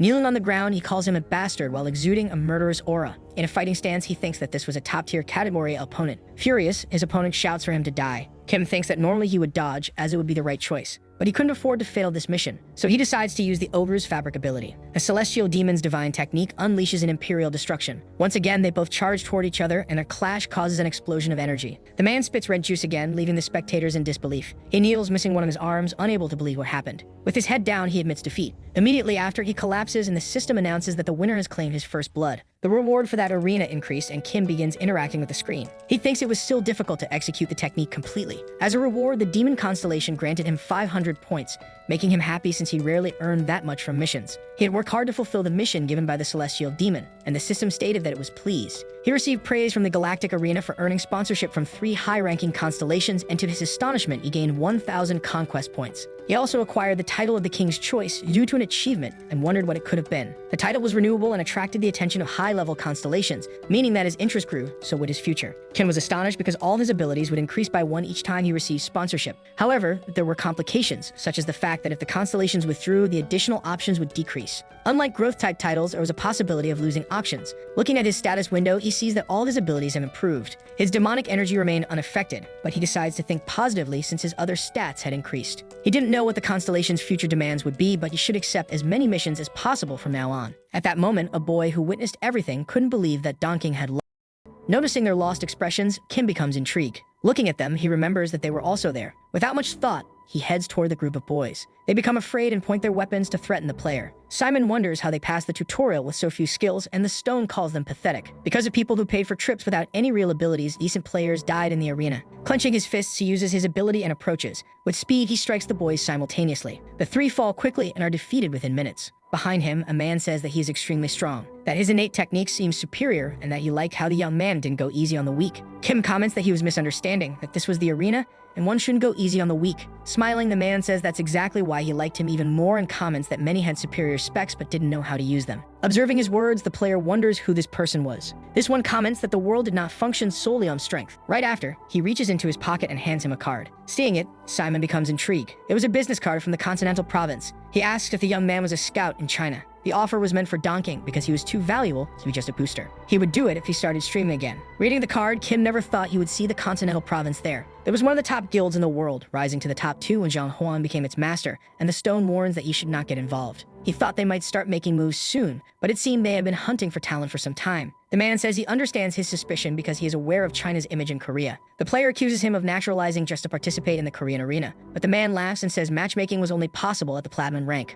Reading the comments, he is shocked to see that the names of constellations were among them. He says this was too much because using the names of constellations crossed the line. The constellations continue commenting, and the man thinks they were just trying to gain views. With Spee, he attacks them in the comments. After that, the Black Goat constellation asks what was happening. Smiling, he tells Kim that he would pay the 920 million exchange fee in advance, that it was merely a symbol of sincerity, and that weapons and items above 500,000 would be provided. The contract terms were renewable every 3 years, and even if the contract ended, the supplied items would remain his. He finishes by saying that if he naturalized as Chinese, they would provide over 50 million yuan, which was 10 times the additional payment. He says they couldn't refuse because even Sensen didn't offer such conditions for low-ranking players. After hearing everything, Kim says it was an incredible offer, but the mission he received was still incomplete. Reading it again, he notices that it was an ambiguous mission and did not specifically state to reach first place or achieve a certain number of kills. It mentioned flawless path, but in the end, it was asking to demonstrate capability. Seven thinks that subjective questions were generally harder than objective ones. He believes it will be completed when the arena ends. However, something behind him catches his attention. Looking at the man, he punches him hard in the stomach. Surprised and in pain, he spits out strawberry juice from the impact. Kneeling on the ground with his hand on his stomach, he wonders why he was rejecting the offer. Repeating the question and preparing his ability, Kim simply says it was nothing. He charges at him, saying he just didn't like the terms. Looking at the man on the ground, he knew very well what kind of person he was from his experiences before regression. He wouldn't be deceived again. Stretching his body, he says it was time to enter. The fighter in search of the diamond. He had lost to an unknown player using only fists. People start commenting about the player and where he came from. Donking was still streaming because the team needed to maintain precision. He tells people to calm down because the arena had ended and the boost broadcasts were composed of highly loyal spectators. He wasn't sure what had happened, but he was certain that the other guy was not from that rank bracket, and the chat agrees. They ask if there were hackers in the arena. The priority was to apologize to the customers. Normally, they didn't allow 100% refunds, but this was unexpected. Donking says the refund would be total, and people in the comments love it. Taking off his glasses, he says it was time to go and thanks everyone for watching. Shortly after, he ends the broadcast. The glasses are thrown forcefully to the ground, and he wonders how this was possible. To use Kai, one would need attributes of at least level 100 or be a prodigy like Kim Hyuk or Jung with innate talent. But a bronze or silver player shouldn't have appeared in that category, and he thinks he has never seen someone like that. Since reaching platinum, he had suffered all kinds of penalties just to face this humiliation, and there must have been some artifact or trick he didn't know about. While pondering, he remembers something. Kim had said he received a mission. Grabbing his phone, he starts searching for a broadcast. He wanted to know what kind of man he was. When he sees that the guy had no ranking, he is shocked. He was a novice who hadn't even finished his placement matches. With determination, he clicks to watch the broadcast he found. From inside a cave, someone was calling for help. Trembling, the man begins to question who this person was but doesn't finish his train of thought. All that could be seen on the screen after that was pure, well-blended strawberry juice. Shocked, he thinks it was impossible. That Kim's levels of martial arts were insane. Each attack contained both offensive and defensive movements with a high level of martial principle. Astonished, he wonders where he had learned it. Why was he so good at finding enemies in dark places? The map of the abandoned mine had a maze-like structure with occasional areas of complete darkness where there were no torches, yet he kept moving even in the dark zones. He wonders if that could really be from an unranked player. Looking at his phone again, he wonders why the 3 spectators watching weren't talking. When he types to ask if anyone is there, someone else responds. Curious, he wonders who that person was. The person says they didn't need a refund and that they had sent him a private message. Excited, he says that as expected of Round, he would definitely be verified. Relieved, he sits back saying he dodged a bullet in time. But at that moment, a message on his phone catches his attention. Reading it, he sees the names of the constellations. He calls them crazy and wonders how they could use the names of the constellations. He says they went too far and crossed the line, but all they do is send a question mark character in the chat. Smiling, he asks if they were just trying to gain views. He threatens them, and the Black Goat asks what was happening. He gets even more irritated because they were swearing and using the names of constellations. In the game, Simon defeats another player. He wonders if that would be the end. He was in first place in the arena with 20 kills. He knew that with that score, he would stay in first place if he remained calm. However, the mission he received at the beginning was still incomplete, and he wonders what was missing. Reading it again, he notices that it was an ambiguous mission and did not specify reaching first place or achieving a certain number of kills. It mentioned flawless path, but in the end, it was asking to demonstrate capability. Simon thinks that subjective questions were generally harder than objective ones. He believes it will be completed when the arena ends. However, something behind him catches his attention. The system states that the Light Owl's body fabric was at 13%. Above him, several crystals were glowing. He needed to get closer and take a look, so he used the Black Panther's fabric. Picking one up in his hand, he wonders if it was silver ore. The Philosopher's Stone asks him if that was the thing. Kim is confused, but it insists that he knew what it was. Trying to guess, he opens his status window. The stone asks if he was correct. Excited, he says yes. Cheerfully, it tells the young man to run and grab the crystal. Picking it up, he thinks he never imagined they would find that in an abandoned mine. First, he needed to finish the arena, and then he would verify it properly. But in front of him, a system message appears. He realizes he left his broadcast on and had accidentally granted manager privileges to 3 constellations earlier. Reading the notifications, he is shocked to see that people were arguing with the constellations. The goat started banning everyone in the chat, and Zeus praised it for doing so, leaving the young man wondering what was happening. He hadn't expected the situation to escalate like this. He only gave them permission to maintain the King's Choice title. But it turned into a keyboard war. Seeing what had become of it, Kim sighs. They had banned 1,000 people, and even more were joining because of the drama. So he decides to deal with the constellations first. The person who started it was the guy he defeated, and then Yvyam agreed with him. He was trying to ignore it, but donking spectators arrived and the level of criticism increased. Looking at what they were doing, he sighs again, saying he couldn't let this continue. If a constellation intervened before the regular arena started, the galactic arena would not remain at the top ranking, but he couldn't ignore it. It could lead to a drop in statistics, and there were only 4 attributes for strength, agility, constitution, and synthesis power. So he wonders what his approach should be. He asks the black goat to stop and says he will reopen the chat with manager permissions, telling it not to pay attention to the comments. The goat says it didn't care about humans, and Kim thanks it for worrying about him. The constellation becomes embarrassed and accepts the young man's terms. The other 2 laugh, and the player feels relieved that they got past it. Walking, he says he would prefer that his existence remain hidden for now. Even national power was evaluated based on a single player chosen by a constellation, and it was too soon to fight against those who had not yet received a ranking. Typically, there was a mindset to destroy what could not be obtained. It was human nature after all. Kent was thinking along the same lines. That's why the matter of the constellations had to remain a secret. Then he decides to ask them a question to see if they agree with his opinion. With everything resolved, he decides to turn the broadcast back on. The chat was talking when they noticed that the string had returned. He tells the viewers that there was a small misunderstanding, that the managers were trying to prepare something for his old self but got caught up,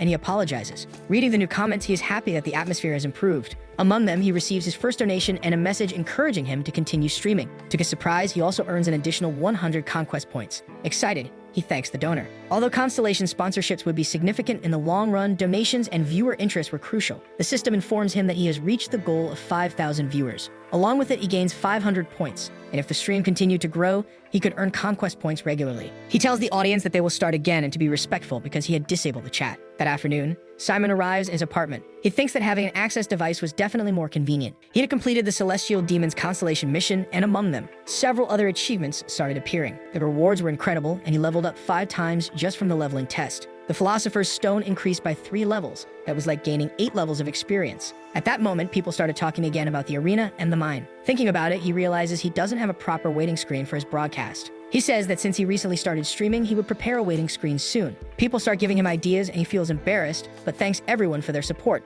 It was unbelievable to think that this day had come for someone who was magically inept and expected to live as a level 1 forever. With a smile on his face, he thanks everyone for watching his inadequate stream. He decides to end it there and says they will see each other in the next broadcast. Everyone says goodbye and the stream ends. Sitting on the floor, he says that it was addictive and the stone warns him not to get addicted. Stroking it, he tells it not to worry, but it insists that it was serious. Opening the screen, he decides to check something. Looking at all the notifications, he realizes that he wasn't directly placed in Platinum rank. Even though he recorded incredible results in each match, there were only 3 games, and considering the Platinum ranking standard, he shouldn't be placed there. Looking at the screen, he notices that the adjustment was taking too long. When it completes, selection screens appear with options to choose from. But option 1 was better, so he decides to click on it. Except something catches his attention. In option 1, he would gain an additional 10% experience and rewards, but he is intrigued that there's a follow-up option. It was a choice that was actually a penalty for anyone who looked at it. The arena must have had some kind of intention. His stone asks why he is hesitating and says he needs to check it quickly. He starts wondering if the system had a reason to force him into the silver rank. He takes out the mithril ore, which was S rank. Even though it was light, it surpassed steel. Kim asks the stone to evaluate it,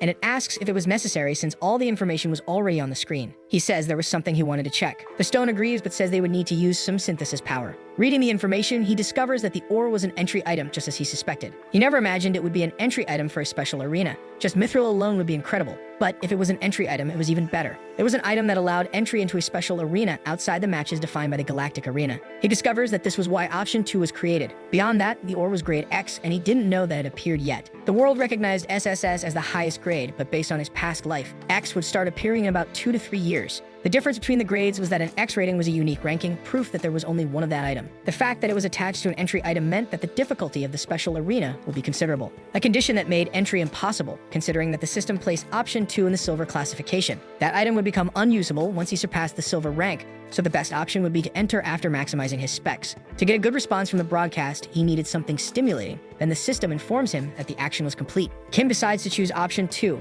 and the system tells him that his experience and rewards will be reduced by 30%. He was assigned to the silver ranking. Due to the measurement, that penalty would only apply to the silver classification, right after he gained 500 conquest points. Two commentators excitedly discuss a certain person. They were from a famous TV program in Korea. They begin to enthusiastically praise this person and talk about his ranking. Known as Guka, he took first place in all regions, turning it into a national sensation. The broadcast where Kim Si-hyuk defeated the raid boss alone surpassed 500 million views. They speak in amazement, noting that it had only been a short time since the broadcast, and they praise the young man even more. One of them says he watched the video, and the other comments that he was jealous. The man watching tells Si-hyuk that they were talking about him. With a smile, the player listens to everything. Falling onto the sofa, he tells him not to disturb his break, and the man curses at him, asking why he was in his office. Si-hyuk says he is a client, and the other mocks him, saying he learned to throw his weight around. Then, cursing again, he asks if being a client allowed him to do whatever he wanted. The young man says he just wanted to rest. The man gives up and comments that the player had a really messy life. Shortly after, he fills a cup with coffee. Surprising him, he hands the cup over more calmly. Kim gets angry because he was about to sleep, and as he takes the cup,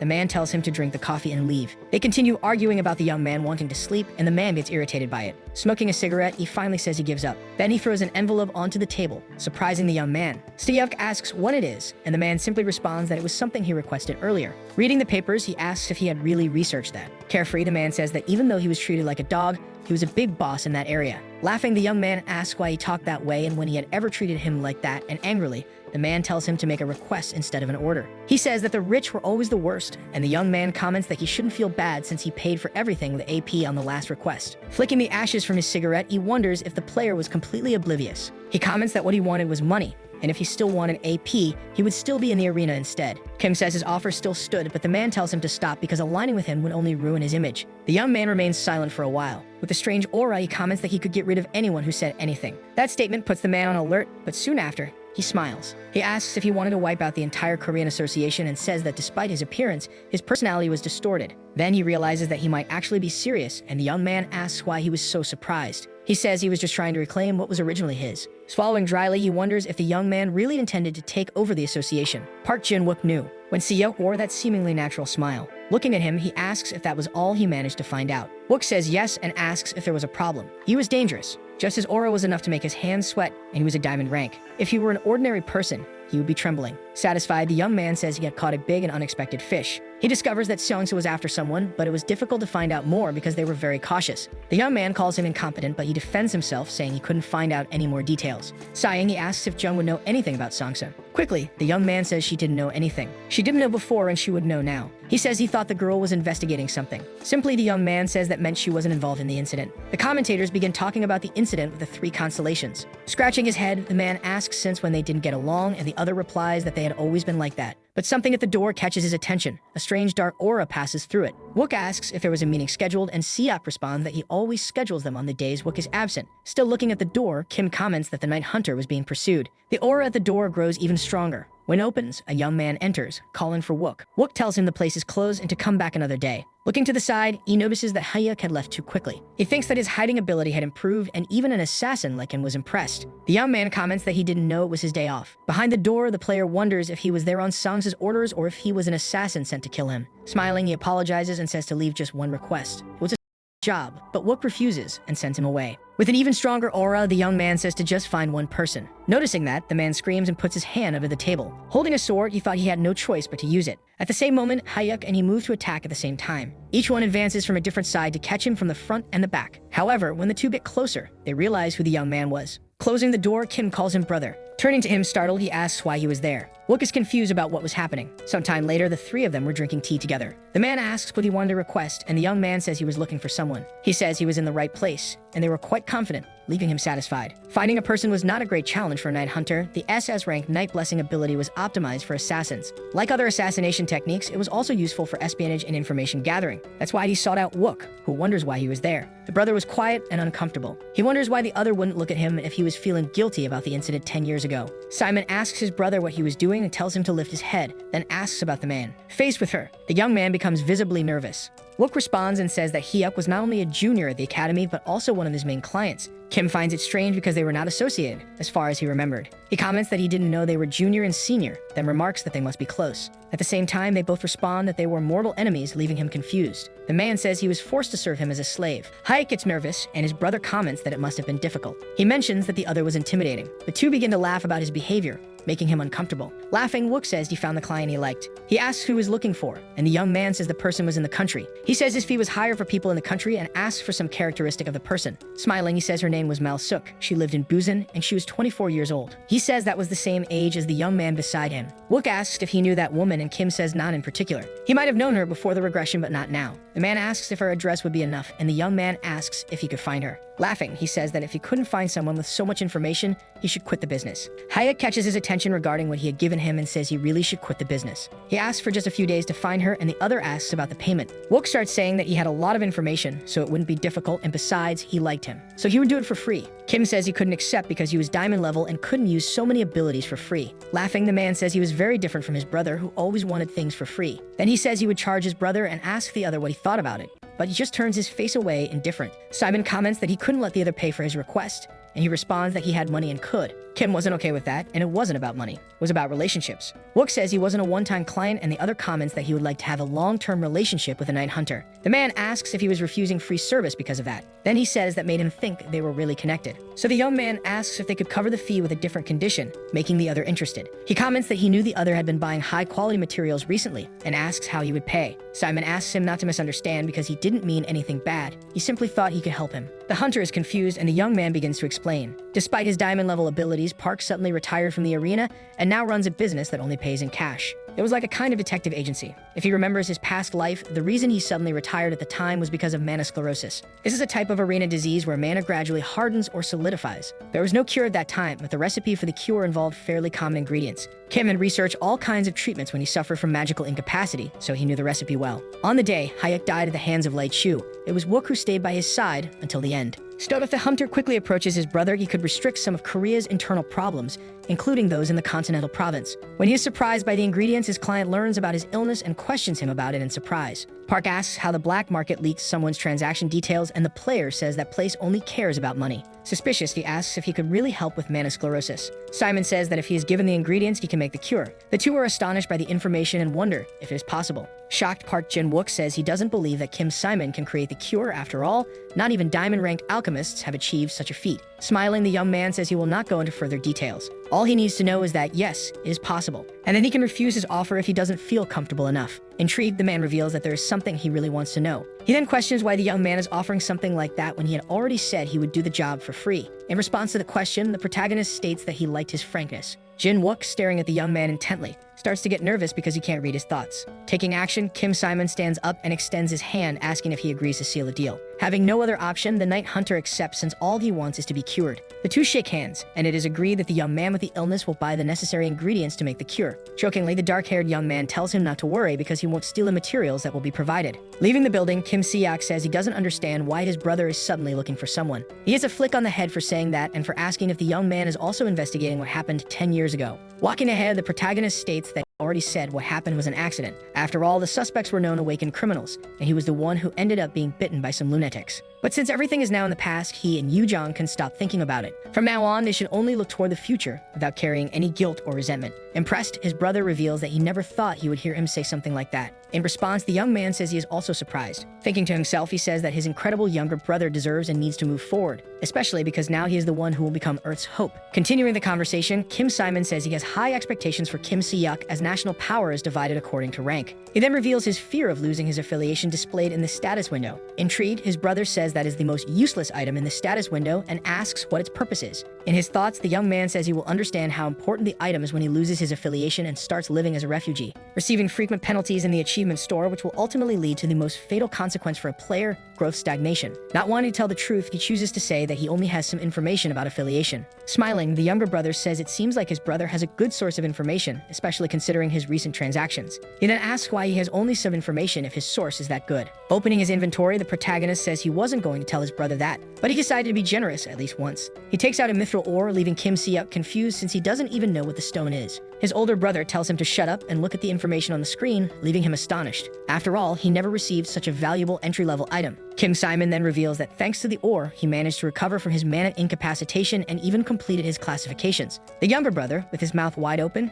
gets stuck on the first piece of information. After all, the arena disease was responsible for stealing his brother's incredible future. With tears in his eyes, the young man asks how it all happened. But the protagonist simply says that, as he mentioned before, the past must be left behind and buried. Failing to argue against it, Kim Seok gives a slight smile and says that, in any case, it's a relief to know that. Thus, his brother reveals that he discovered information about affiliations when he obtained the entry item. And that happened because the mithril ore is of rank X, something very rare to see. So he needs more information because he has heard that losing his affiliation is not a good thing, especially if it is tied to the item. Ending the conversation, the young man says he will prepare for the arena, and that his brother can contact him if he needs anything. Somewhat awkwardly, the younger brother says that since he has already finished his placement, he can also enter special arenas. Interrupting the young man, the protagonist asks him not to mention anything about carrying him, as he knows that would hinder proper growth. Disguising his intent, Kim Seok says he was only going to offer some equipment, but his brother says he doesn't need it. Before actually leaving, he asks what the young man does with the material items he receives in the arena, and the latter reveals that he just throws them away, which was already expected by Kim Simon, as rankers don't pay much attention to material items, which are mainly traded for money. Thus, changing his mind, he says there is something his brother can provide him. Returning to Park Jin-wook's office,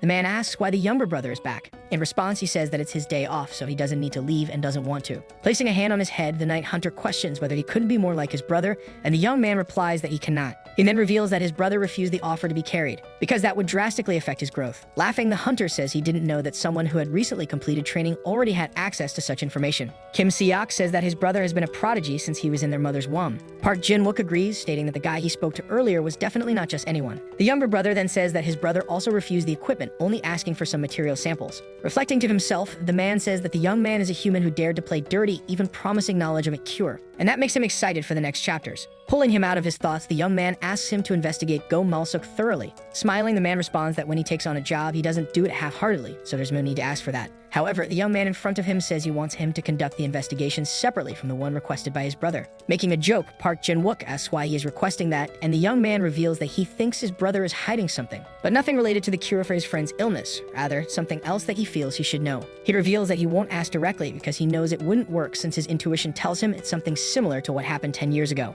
And if there's one thing he doesn't want anymore, it's to be protected from the shadows by someone else. Kim Simon hums happily as he walks through the city, having received something he wasn't expecting, the Night Hunter's materials. Now he doesn't have to worry about medicinal ingredients for a while. His Philosopher's Stone then says it is worry because, unlike him, his brother seems too naive and could be easily deceived. Noticing his owner's reaction, the object says that, in any case, he doesn't need to worry, and the young man asks for the subject to be dropped. Arriving home in his alchemy laboratory, the young man decides to set the elixir aside since the cure for mana-hardening disease, if well managed, could be very profitable, especially because arena diseases affect many people, particularly higher-ranked players. And since he needs funds for future activities, a stable income at that moment is more than essential. He just has to remember his ultimate goal: to find the main culprits behind his brother's death and the destruction of Earth, ensuring that the past does not repeat itself in this new life. Remembering the warning that the arena would be closed on that planet, the young man concludes that everything must be related to some characteristic of his brother. Placing his hand over where the Philosopher's Stone is, he decides to stop thinking and start alchemy. Smiling, the stone is happy and says it has been looking forward to this moment. Looking at his status window, Kim Simon realizes he will have to use most of his achievement points to complete the process,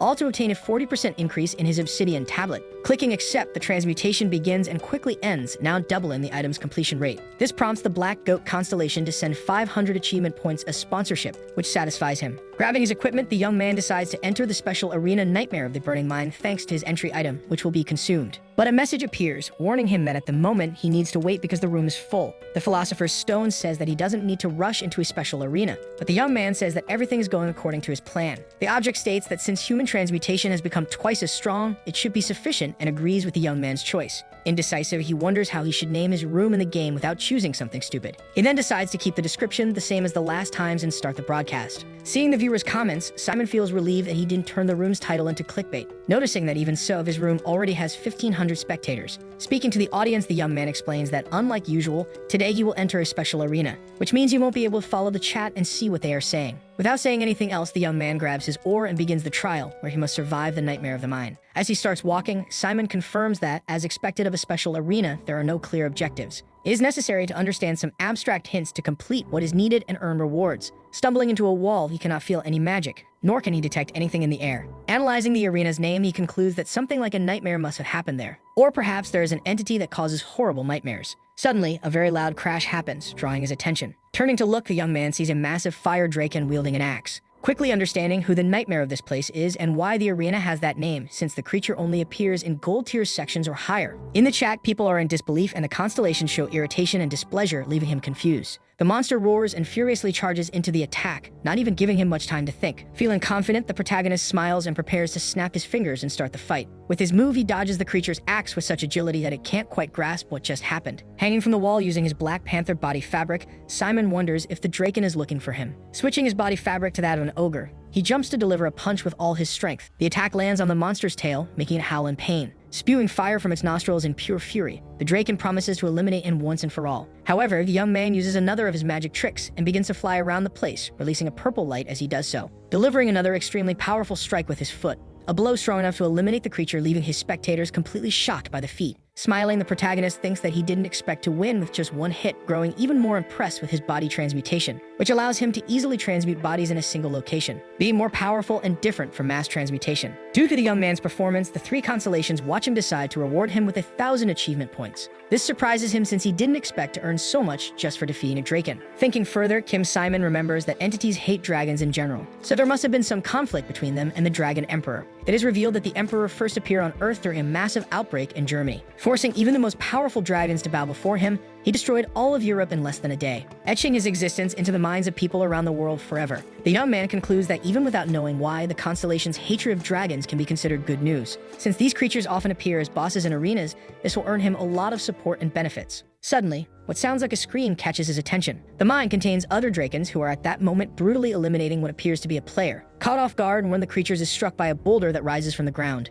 Its allies look back and spot the culprit, Simon, who has just snapped his fingers. With immense rage, the monsters charge at the young man, who quickly repeats the trick and knocks down another member of the group as if he were a sack of potatoes. The remaining one begins to scream, questioning how someone from the scum of humanity dares to do that to his friends. But to his surprise, the protagonist, once again using the ogre's body fabric, grabs the giant axe with a single hand, and he begins to wrap the weapon's handle around the enemy's arm, who is unable to stop it. The creature can only watch as the object moves on its own and finishes the job, brutally eliminating it in sequence. Reflecting to himself, the young man realizes that there doesn't seem to be a nerf on the monster stats as there was with the goblins. His spectators still can't believe what they just witnessed. Noticing the messages, Simon wonders about the reason for the new commotion, wishing he had a manager to oversee the chat. But since he can't call the Constellation's manager again, the young man decides to deal with his fans on his own. With a fake little smile on his face, he says that he's not a combat type, but rather a magic type, regretting immediately as his appearance only causes more chaos among the viewers. Responding to the fans, he says he cannot reveal his characteristics as they are requesting. He can only say that he's a magic type. Suddenly, the person the Drakens were beating starts whispering, stammering while begging to be spared. To Kim Simon's shock, the wounded girl on the ground is a dwarf. Remembering when he entered the room, the young man realizes that it was mentioned this was the dwarves' holy land. Kneeling, he moves closer to try to do something and prevent the girl from passing away, which may not take long considering it's a miracle she's still breathing given her condition. Thinking to himself, the young man wonders if the dragons were trying to inflict the maximum amount of pain on the victim before finishing the job. Interjecting in the situation, the philosopher's stone questions why he isn't looking for other survivors instead of trying to help someone who's already at death's door. He responds that he cannot do that, because aside from having empathy, according to what the mithril ore said, this dwarf must be the key to the special arena. And since it's impossible for her to have arrived there so quickly given the arena's classification, it means that she should have died before even meeting the player who entered, making it even more urgent to save her. Opening his inventory, Kim Simon tries to decide what to do. Intrigued, the philosopher's stone reminds him that he left all his alchemy tools behind, so he doesn't have many options. Confident, the young man says he will make new ones. After all, he is an alchemist. Mocking him, the artifact says it thought he had forgotten that since he's only been doing human transmutation lately. Separating what he will need, the young man smiles and says he will now pay more attention to alchemy, because at this rate, the poor dwarf doesn't have much strength or time left. Reflecting, he looks at the materials and realizes that transmuting a potion will take too long, which forces him to change direction and try another plan. Speaking with the stone, the young man says that in this case, they should perform only one transmutation. Hesitant, the object says that will be very difficult given the severity of the wounds, but he states that he plans to use achievement points. The stone quickly agrees, and the protagonist warns that first, they need to do something about the external injuries. For that, he will use John Wick, whose primary weapon is the artifact of the Asclepios constellation, making him a high-rank healer. He snaps his fingers and a message appears, informing him that he will need to use 500 achievement points, making the young man realize that such a weapon must belong to a constellation rank lower than Zeus since it is cheaper. The stone then says that the artifact alone will not be enough to efficiently complete the objective, leaving the young man frustrated and tense for not being able to save the poor wounded child. Solving the problem, the stone says it will adjust the price so that the points will be sufficient, relieving him as he still has a long way to go, being only level 12, even though he is in a much better situation than in his past life. Optimistic, the young man says that the rest is just a matter of time and that even though small, his growth rate is still remarkable. Starting the transmutation, Simon notices that the completion rate is 33%, much higher than he expected, even surpassing Astrape's completion rate, which is only 10% despite consuming the same amount of points. Unintentionally, he says that, as expected, the constellation's classification has a significant impact on the decision rate, awakening the entity's interest, which begins to observe the fallen patient carefully, immediately initiating the healing process through its power. A bright green light emerges and the wounds disappear as if they had never existed. Amazed, the young man just watches and feels happy to finally be doing what he saw in the broadcast before the regression. The weapon begins to disappear from his hand, and even knowing that there will be no return, Simon thinks that it was the right thing to do. Once again, the spectators go wild witnessing such a magical event. Still on the ground, the young girl begins to open her eyes and regain consciousness. She is shocked to see a human standing right in front of her. With her hands on her head, the girl starts to remember what happened before she blacked out. Trying to calm her down, the young man tells her that she is safe now, but she asks what he means by that. Standing up, the young girl sees the fallen creatures and asks if they were all defeated. In response, the protagonist says that he took care of all the monsters nearby, making the girl run to hug him. Clinging to his legs, she starts crying and begging for help, leaving the young man completely stunned and unable to react. After the initial panic, the two now venture together into the vast and dark mine, feeling the weight of the oppressive atmosphere surrounding them. As Simon moves forward without hesitation, he eliminates all the enemies that appear along the way with his full power. The scene impresses his new companion, who is completely shocked to witness such immense strength being used against gigantic and terrifying monsters. Lost amidst the tunnels, the young man asks Marnel if they are still on the right path. In response, the girl reassures him with confidence, saying that yes, they are almost at their final destination, so they just need to keep going. With only a little more to go before reaching the mine's center, she reinforces that he should simply keep following her. Thinking to himself, the protagonist reflects on his intuition and realizes that, as it seems, his hunch was correct from the very beginning. He is certain that something extremely important is there, something that will significantly impact the clearing of this special area. After walking a few more meters, he suddenly stops, looking ahead with a confused expression before warning that Marnel must have made a mistake, because right in front of them, the path is completely blocked by a gigantic stone wall, making any passage impossible. Analyzing the situation more carefully, Simon notices an intriguing detail, as if someone had cut that massive rock and deliberately placed it there. With a confident smile, the girl mentions an old saying, "A wise dwarf always digs 9 tunnels." Then, without hesitation, she asks Simon to wait for a minute because she knows exactly what to do. Placing her hand on the large an intense orange light begins to shine at the center, and to Simon's surprise, a secret passage forms right before his eyes, revealing that there had been a hidden path all along. Explaining, Marnel reveals that this passage is exclusively for the Elder's use, meaning no one else should be using it. But given the urgency of the situation, they cannot afford to take the main gate, where they would face even more enemies along the way. With a genuine smile, Kim Simon is impressed by the intelligence and cunning of his guide, who, despite her age, shows great insight. And from the bottom of his heart, he sincerely wishes that the hope and light in that girl's eyes never fade. Reaching a long corridor, Marnel indicates that if they follow it, they will find the mine's core, which will allow them to restart the defense system. With that, they will prevent the Drakens from continuing to spread uncontrollably and destructively, ensuring a bit more safety for the area.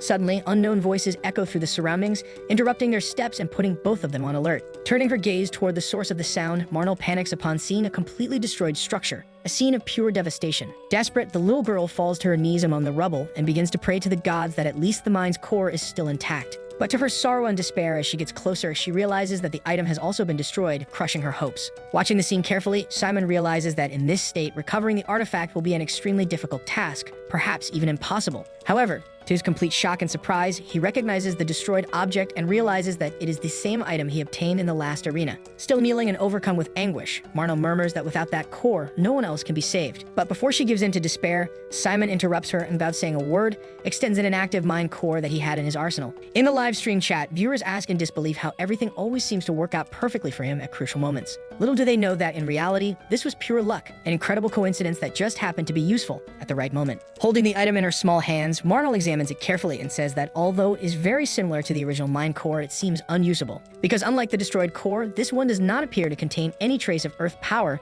making it incapable of restoring the system. Reflecting on the issue, Simon remembers that a deactivated mind core can be refined by replenishing its lost magical energy. So since this one specifically requires Earth power, they just need to find a way to recharge it with that energy. Opening his status window, the young man notices that at that moment, more than 8,000 people are watching his live broadcast. This means that in addition to progressing in the mission, he is also achieving great success on the platform, securing valuable rewards. Suddenly, the production association sends a notification informing him that he has just received a reward of 100,000 achievement points. With this, his ranking rises to silver level, a significant milestone in his journey within the game. However, focusing on the mission, Simon remembers that he is still inside the arena and needs to get out of there before celebrating. Turning to Marnol, he confidently states that he can restore the core as long as she takes care of the other necessary device for the process. Determined to fulfill her part, the small girl says that the Earth power engine was not completely destroyed, so she will be able to restore it to some extent. For that, she just needs to retrieve a few specific tools, ensuring that the device can operate properly and fulfill its function. Meanwhile, Simon decides to ask the Philosopher's Stone if it is possible to restore the core using alchemy. To his surprise, the stone responds affirmatively, explaining that all he needs to do is use his transmutation power to recreate the lost energy in the core. Shocked by the response, the young man asks if that can really be done,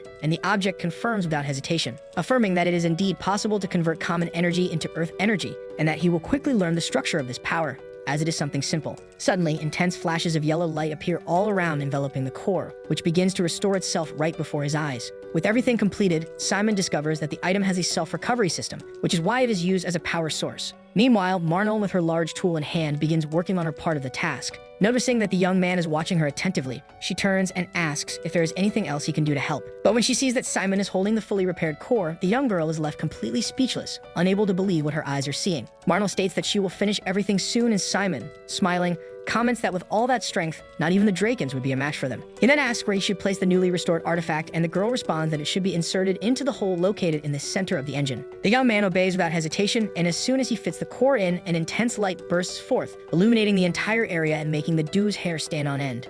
So the video ends here. If you don't want to miss the next part, activate the notification bell, and see you next time on Tob's channel.